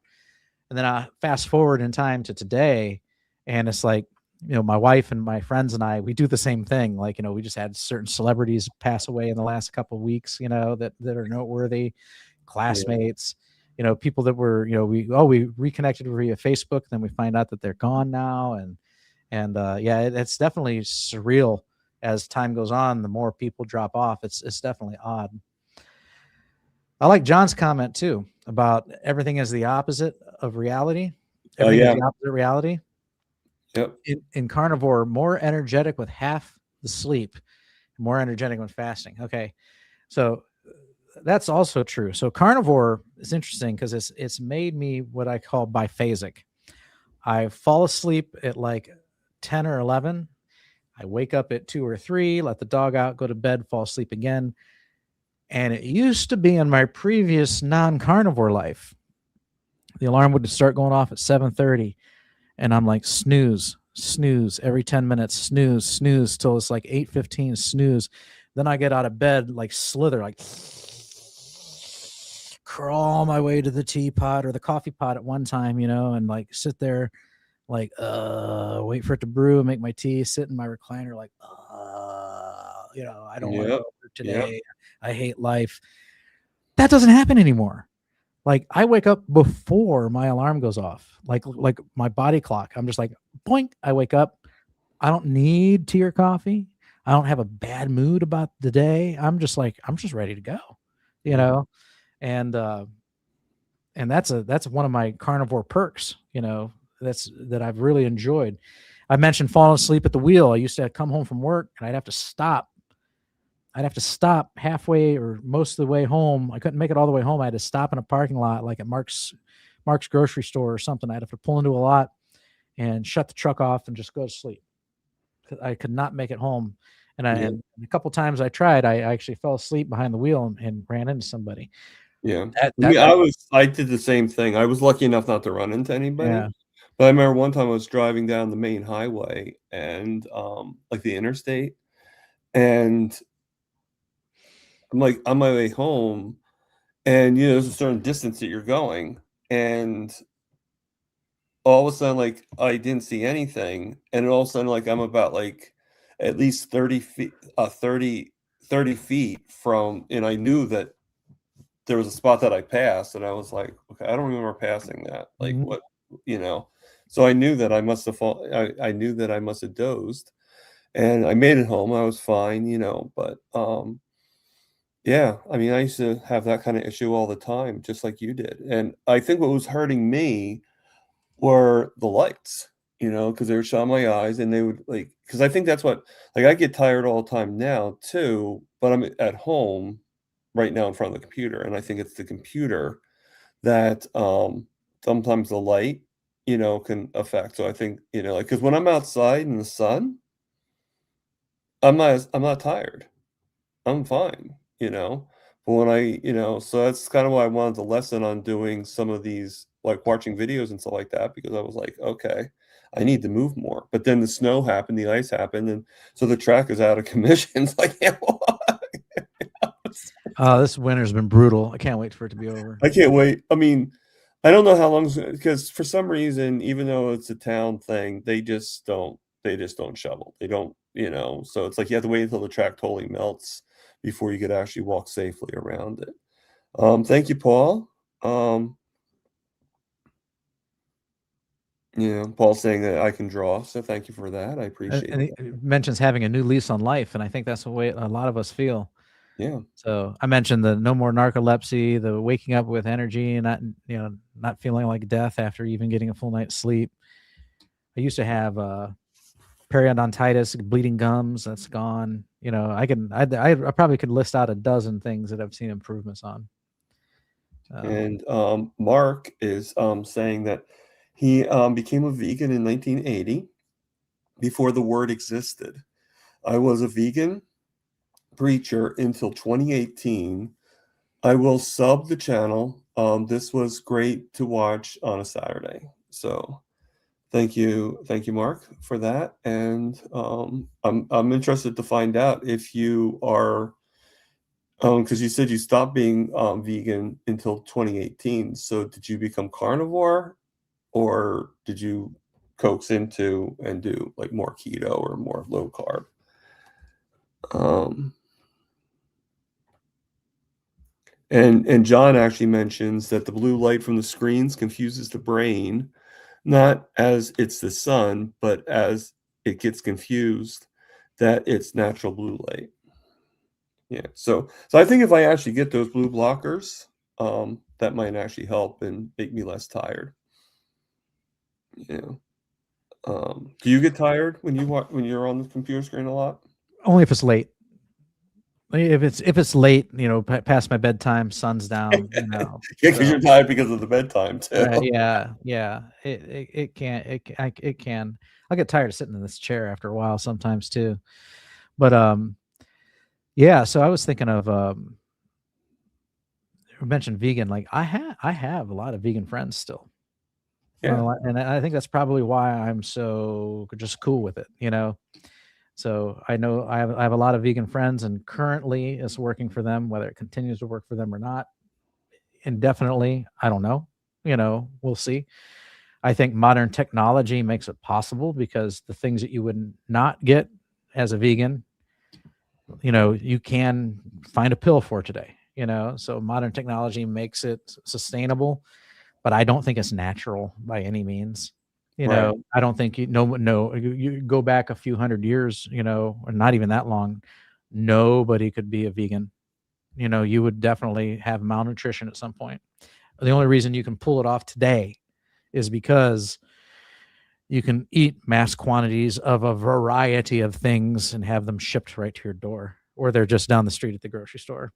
And there's a pharmacy nearby to get the pills for what you're missing. So, you know, I understand people who do it for, the compassion for animals.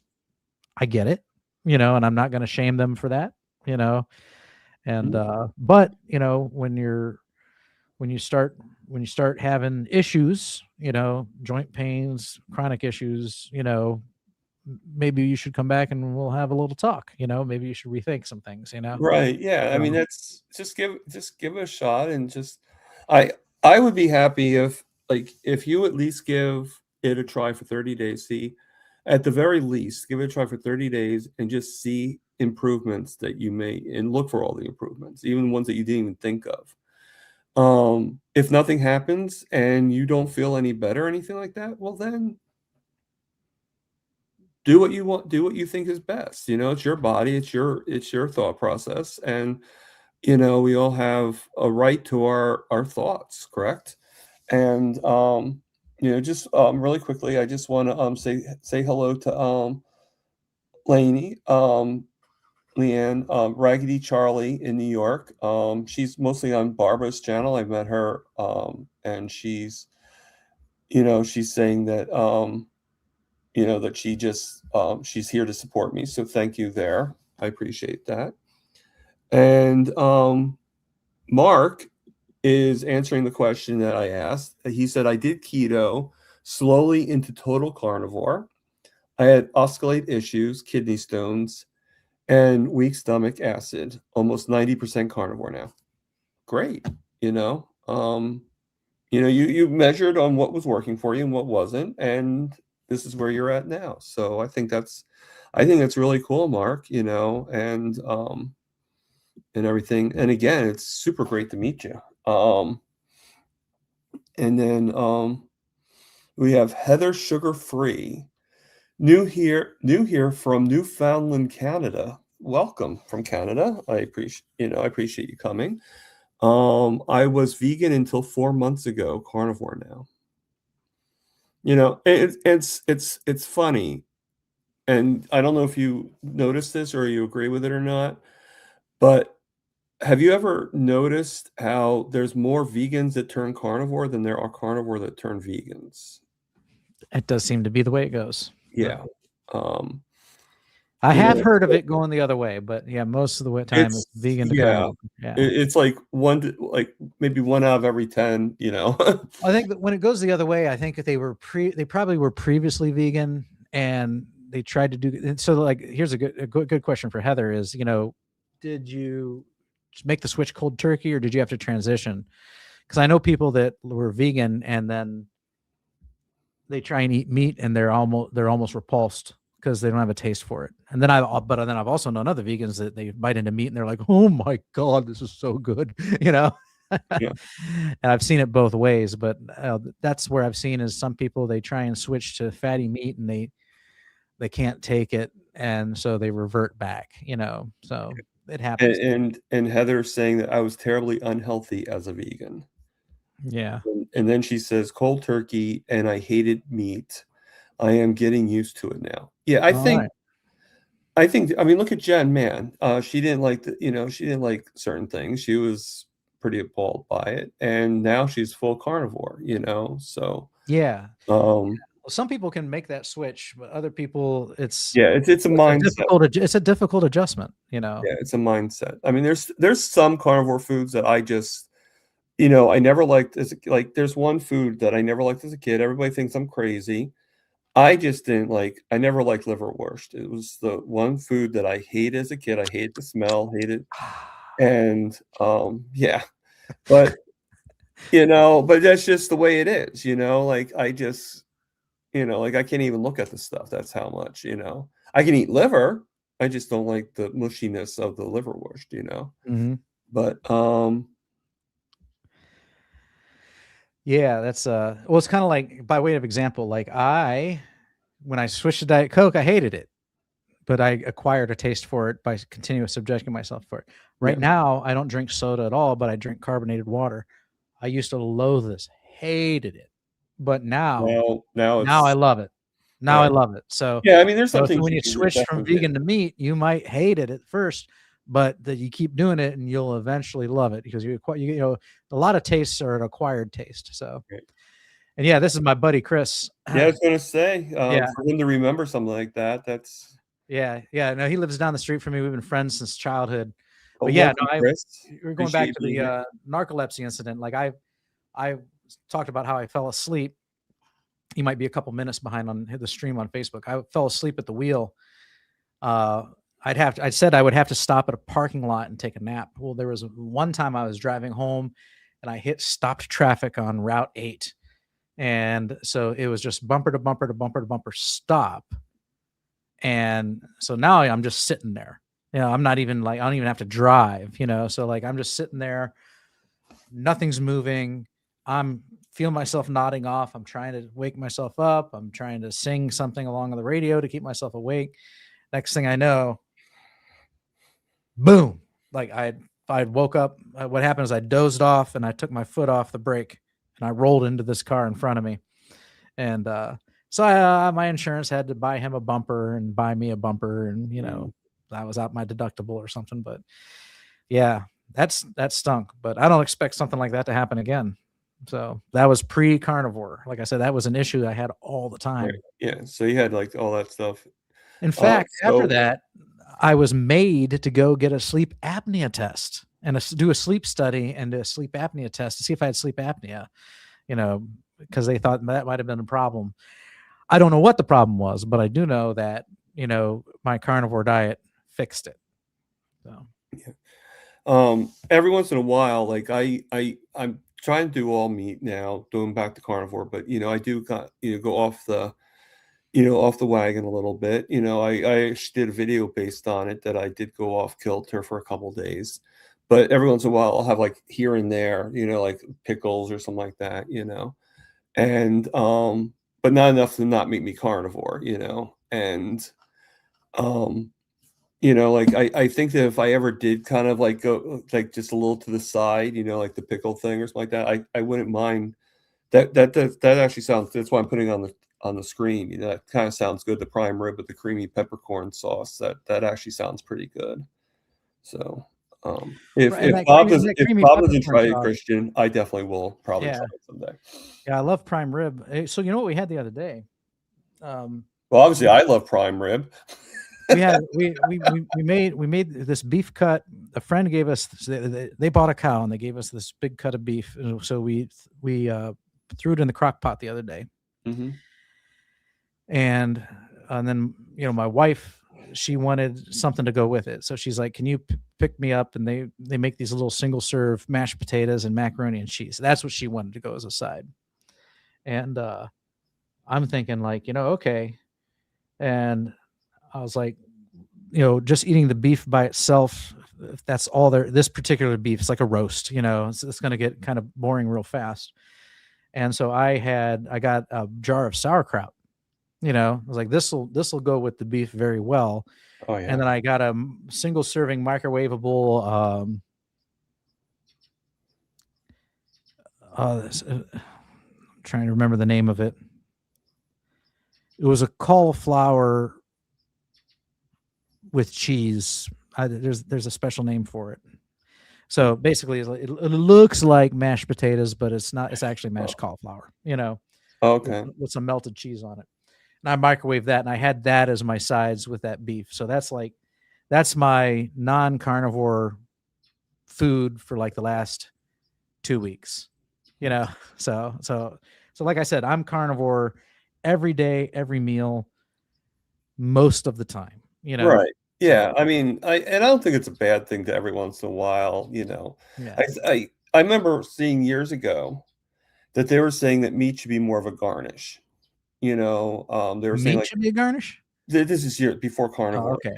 And I remember seeing somebody was saying like, you should treat like, like if you have bacon, just have like a little sprinkle of it, or just have like a little, it's back when they were doing the chicken and everything like that. And most of it should be the vegetables and all that stuff. We all know how much crap that I think that is. But I sort of think that it's okay. I think it's okay to occasionally, for me, the more meat I have, the more fats I have, I'm better off that way. But it doesn't mean that I can't occasionally have a pickle, or I can't occasionally have some sauerkraut, or, like even Dr. Kiltz occasionally has the French French fry fries. potato, Yeah. I mean, I don't think that having it occasionally, and I'm going to use the word, or like to quote Dr. Kilt, from time to time, but um I think two of the problems that we have with that is, they say, oh, just moderate, but we don't know what that even means. It's like, well, I'm going to moderate a beer, so I'll have one beer a day. Well, that doesn't mean that it's going to be something you need. It's not going to, like, people can still become alcoholics because they're like, well, I had one beer and I think one more is not going to hurt me. It's like, it's hard to get out of that. But, like, I don't know, like maybe I'm just kind of thinking out my butt, Well, like I said earlier, that still fits on the proper human diet scale. I always go back to Dr. Berry. I believe in a carnivore centric diet. I do believe we're hyper carnivores. That means 70% or more. I'm probably at 95 and above. Yeah. Um, like I said, I had that a few nights ago, maybe 5 nights ago now. Like the next time I eat off plan will probably be in another week or two. We might end up down at, there's actually a Mexican restaurant here in town. They make this it's like molcajete something. I don't know. It's like this big volcano bowl thing. Mm-hmm. It's like $30, but they've got a couple steaks in there, a couple chicken breasts in there. They've got all kinds of shrimp in there, and of course it comes with rice and beans on the side, but I ain't gonna eat that, and I get this thing because it's loaded with meat, generously loaded with meat. It's soaking in some sort of like salsa sauce, and it's got some peppers and onions in it. I'll go ahead and eat that, but that's like, again, that's the only vegetation I'm going to have for probably the next 2 weeks. Or, even Bart K. I was watching Bart K's live like 6 months ago, and someone asked him like, oh, I've been having this crazy craving for an apple lately. What should I do? And Bart K was like, have an apple. Right. I actually have always the end of the world. I've always, like, whenever I have a craving, okay, like one of the reasons why I'm able to, like, every once in a while I'll go downstairs and I have my low blood sugar, and most of the time my cravings don't go over. Like, the only reason I went over that for those 2 days is because I was started having some stress and getting some depression, and just it overpowered, and just, but and obviously I wasn't eating enough fats and stuff like that. And I actually did look at my macros and found out that I was eating a lot less fat than I thought I was. Like my protein was actually, so now working with Dr. Phil, he actually said that you need to at the very least reverse it, because I was like doing like 250 grams of protein and only 130 grams of fat. And I thought I was doing a lot more fat, and it ended up it was not as much as I thought. So, and it was probably only for those few days that I did the recording, because I ran out of the butter, I ran out of this. So, obviously I got back the butter, I got back the other things. And, I figure I'll cut the proteins in half. Instead of having a whole steak, I'll just have half a steak, but I'll have the same, and hopefully that will help, but, I'm sorry, every once in a while my brain kind of, obviously it shows I have not enough fat, because my brain sometimes gets like that blockage. Well, you want to get that 1-to-1 ratio, and you weren't getting that when you had 250 grams of protein and only 130 grams of fat. Right. I was getting the 2-to-1, but in the opposite direction. Right. And so now things are better for me. It's going into the right direction. And everything. And my sugars, actually I don't even know what my sugars are right this second. They're at 125, so that's horrible. That's an extra struggle that you have that I don't have to even deal with, because you've got the type 2 diabetes, and you got to worry about hyper and hypoglycemia and insulin dosages and things like that. Right. So that's a whole new set of circumstances that, is going to require a little more attention, right, to detail. I remember what I was yeah, going to say. I apologize. So even before carnivore, I always felt this, and I always felt it helped me. I'm not saying it helps everybody, but it always helped me. That if I had a craving, if I would kind of like, if I waited to have, like, say I like had a craving for like a cheesecake. Well, if I waited to have it, the craving would get bigger and bigger and bigger, and I'd always be thinking of that cheesecake, right? So what I learned to do before I became carnivore was I would actually just have a small piece of it, just enough to entice the palate. Now, that obviously didn't work eventually, there's times when it doesn't work, but it was just enough to be like, okay, like you had it, you're done with it, you move on till the next craving, you Okay, know. yeah, that makes And sense. um and for the most part it does work, but then there's times when it doesn't, you know. But like I'm able to go downstairs. For the most part, I can go downstairs when my sugar's low and I can get one Oreo cookie and then that's it. Now there's two reasons why I can do that. One, I don't have it at home. I just go down to the candy store and it's to me it's way too expensive to buy like the whole package. They cover it with the fudge and everything like that, and they charge about $4 a cookie, you know. So, that's a lot of money to be buying 12 of them, Can you imagine how much that would cost? You know? So being cheap or being thrifty kind of makes it where I don't do any more than that. And also because it's a glass case. If I broke the case and like stole all the cookies, that would be stealing and breaking and entering. So I just don't bring, and I just keep it from home. My rule is if I'm going to have anything like that, it's only outside and it's only at the candy store.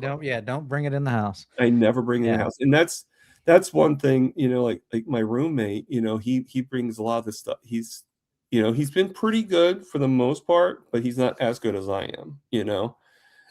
And I told him like there's certain things that you have, if you're gonna bring into the house, and you just have to do it yourself and just keep me out of it. And he's been pretty good at not, and Yeah. everything. But Yeah. So you know what that makes me think of a story, and then I'm probably gonna have to bail out here shortly. that's no problem. Yeah, we just have to do the ending right before Yeah. you go. So just, Okay. There's a so my first year of carnivore, I was strict. Okay. And I mean, I was that guy that I went to the restaurant and I'm like, I can't have the side and I can't have the salad. Can you maybe slip me some more meat? Mhm. There was a couple times where I was like, I want to know how you cook your steak. Do you cook it in seed oils? I'm allergic to seed oils, blah, blah, Yeah. blah, blah, blah. And like I said, I don't do any of that. I don't do any of that anymore, but I was really strict that first year. Also that first year, the reason I was strict was because if I deviated, then I had problems, big problems. And I'll give you a couple examples. Mhm. So I started in May, and then around October, my wife makes pumpkin bread, and it's my mom's recipe. So she bakes this stuff in the oven. I'm upstairs recording a YouTube video, and she comes into the room where my office is, and she's like, here, would you try a slice of this pumpkin bread? It's your mom's recipe. And she asked me if I would you have a slice? I said, no, I won't have a slice. And she goes, well, would you have a bite? I want you to tell me if it's like your mom's. I'm like, sure, I'll have a bite. Right. Okay. So I took a bite, and all of a sudden, oh my gosh, I was jonesing. I wanted the whole freaking loaf. And I'm shaking like from withdrawal symptoms, or like I was like, this must be like what a crack addict feels like. I couldn't believe the feeling that came over me. And I went downstairs and I'm stuffing my face with pepperoni, beef jerky, cheese. Nothing would satisfy me, I mean, until I eventually got stuffed. But oh my God, I just ate and ate and ate and ate. And I ate carnivore friendly stuff, but I was craving the sugar and the grains so bad. And I was like, wow, I've never experienced anything like this. This was unreal. Now, then it happened a second time. My son used to work at Panera Bread before he worked for me. And they came out with a new sandwich. He was telling me about it. He's like, this is really cool. Would you, let's go there. Would you try one of these sandwiches? I'm like, no, I'm not going to order a sandwich.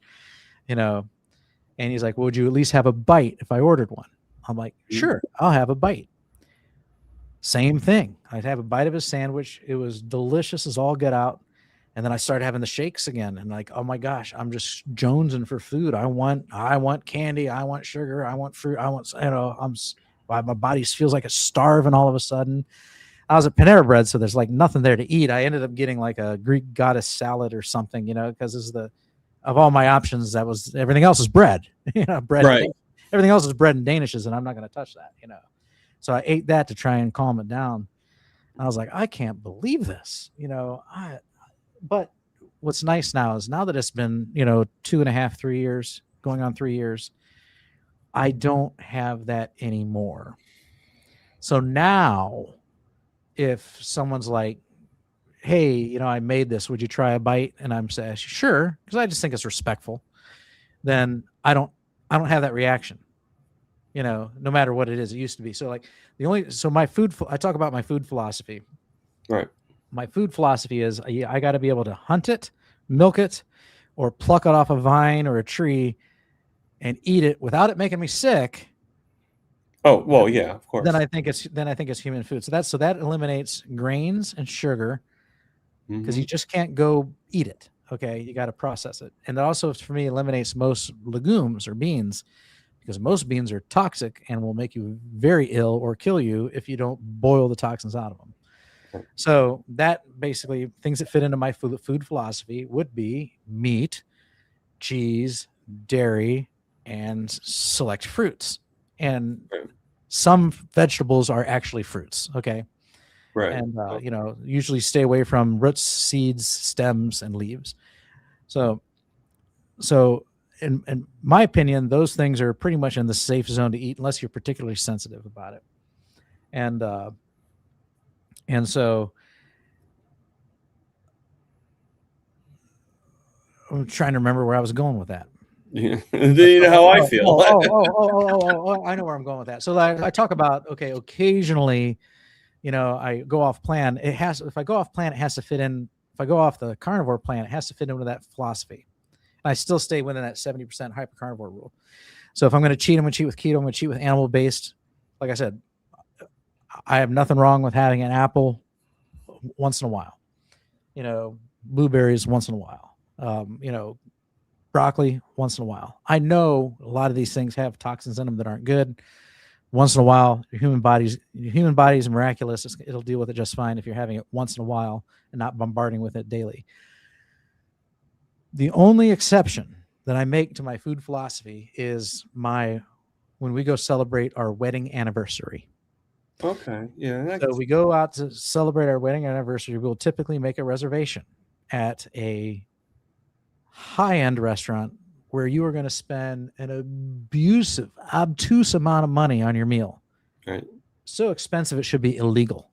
Right. Insulting, almost. Yeah. So, and it might be a suit and tie kind of place or whatever, and you go there, and for the amount of money I'm dropping, you better bet I'm going to lick everything off that plate. And usually at the end, they'll bring you a free dessert, because when you make the reservation online, they say, is this for a special occasion? You're like, yeah, an anniversary. So at the end, even though I didn't want dessert, they usually come out with ice cream or a cake or a brownie or something like that, and with a candle in it. And they're like, happy anniversary. Here's a free dessert on the house because we just charged you $250 anyway. And that's probably without the drinks, right? Right.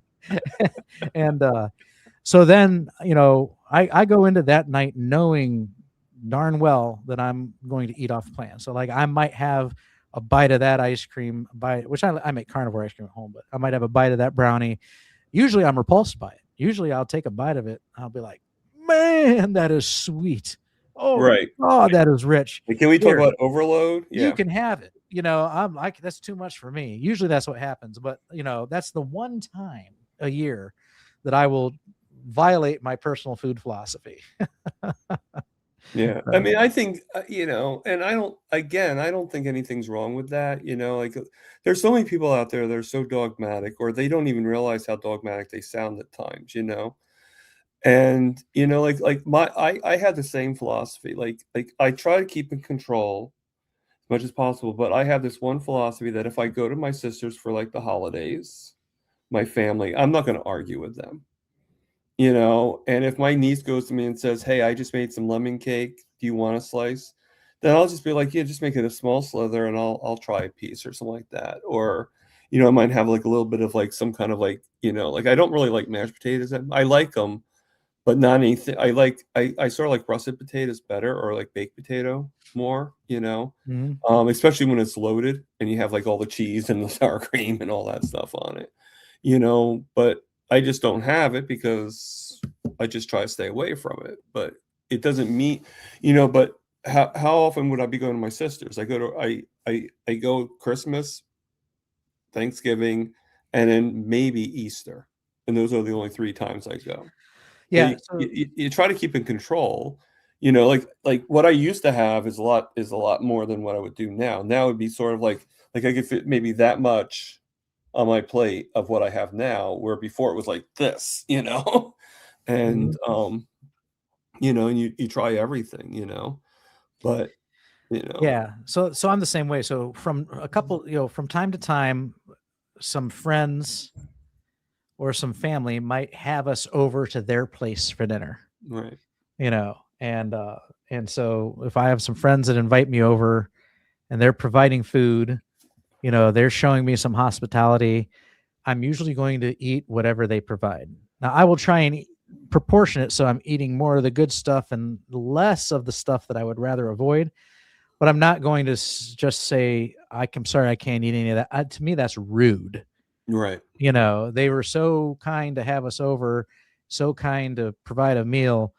I'm going to eat it, So Mhm. that happens on occasion. And in fact, the last time that happened, it was it was the first time. This is kind of why I make an emphasis on legumes now. I hadn't had any kind of beans since before Carnivore, before 2023. And we visited my uncle's congregation. And afterwards, we got invited over to a get together afterwards where a bunch of people were bringing a prepared dish. And so we got invited, even though we didn't have anything to prepare, but we were, but my uncle was invited. So we got to tag along. And someone brought a white chicken chili with these white beans, and someone brought a regular chili with the kidney beans, and then someone brought cookies and cupcakes and some cornbread. And so I didn't have any cookies, any cupcakes, or any cornbread, but I was like, okay, I'll take a small bowl of the white chili and a small bowl of the red chili because I want to compare them. And so I did. I had a small portion of each, and thank you very much. It was really good. It was really good. Oh my gosh, that night, I had the most disruptive stomach pains, gas, and bloating that I had felt in years. I wanted to die. Right. And I knew right then and there, you know what? Hey, why do I feel this way? Well, because I ate the beans, and guess what? Beans actually violate my food philosophy. Right. They're toxic. Even after you cook them, there's still little toxins in it. And apparently it was enough to send my stomach into a frenzy. And so yeah, so now if I get invited and it's chili, I'm gonna have to pass. So Yeah. live and learn. Yeah, I mean, basically, but I mean, I think most of us do what I said too, because, you know, they invite you to their house, and you just don't really want to, you know, you just don't want to fully insult them, you know, because then they're going to try to get you to go off what you're doing and everything like that. You know, if you just meet them a little bit, just kind of get that go through the window, so to speak. Yeah. You know, it's just so Well, much. if they had provided chicken, I'm fine with that. Right. Steak, seafood, I'm fine with Yeah. that. It could have been bologna salami, I'm fine with that. Cheese, I'm Right. fine with that.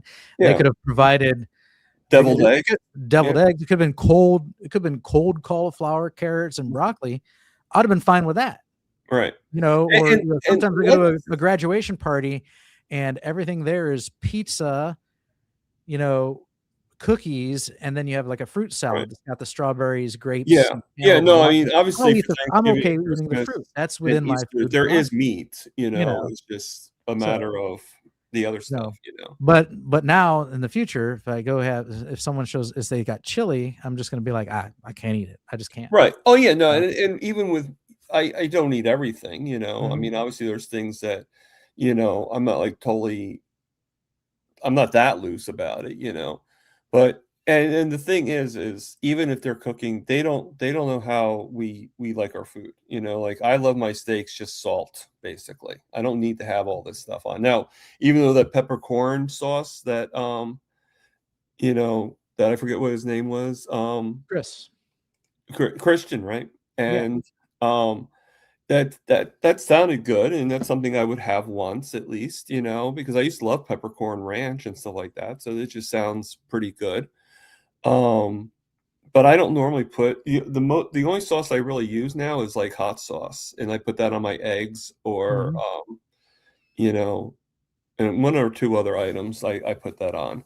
But oh, my pork rinds. I actually put in sour cream and actually make like a sour cream sauce for the pork rinds.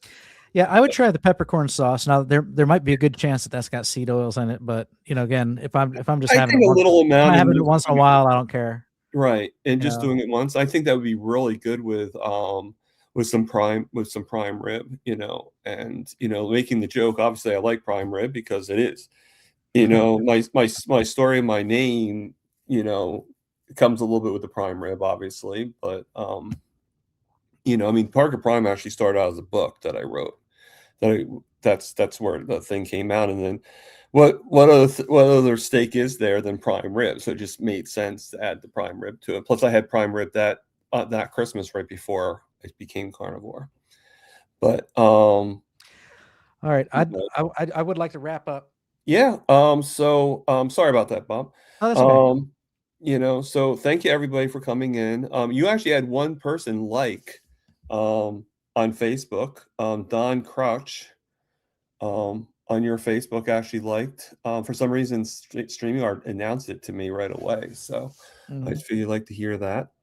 So everybody, live, love, heal, and for God's sakes, whether you do a lot of it, whether you do nothing but it, eat the meat.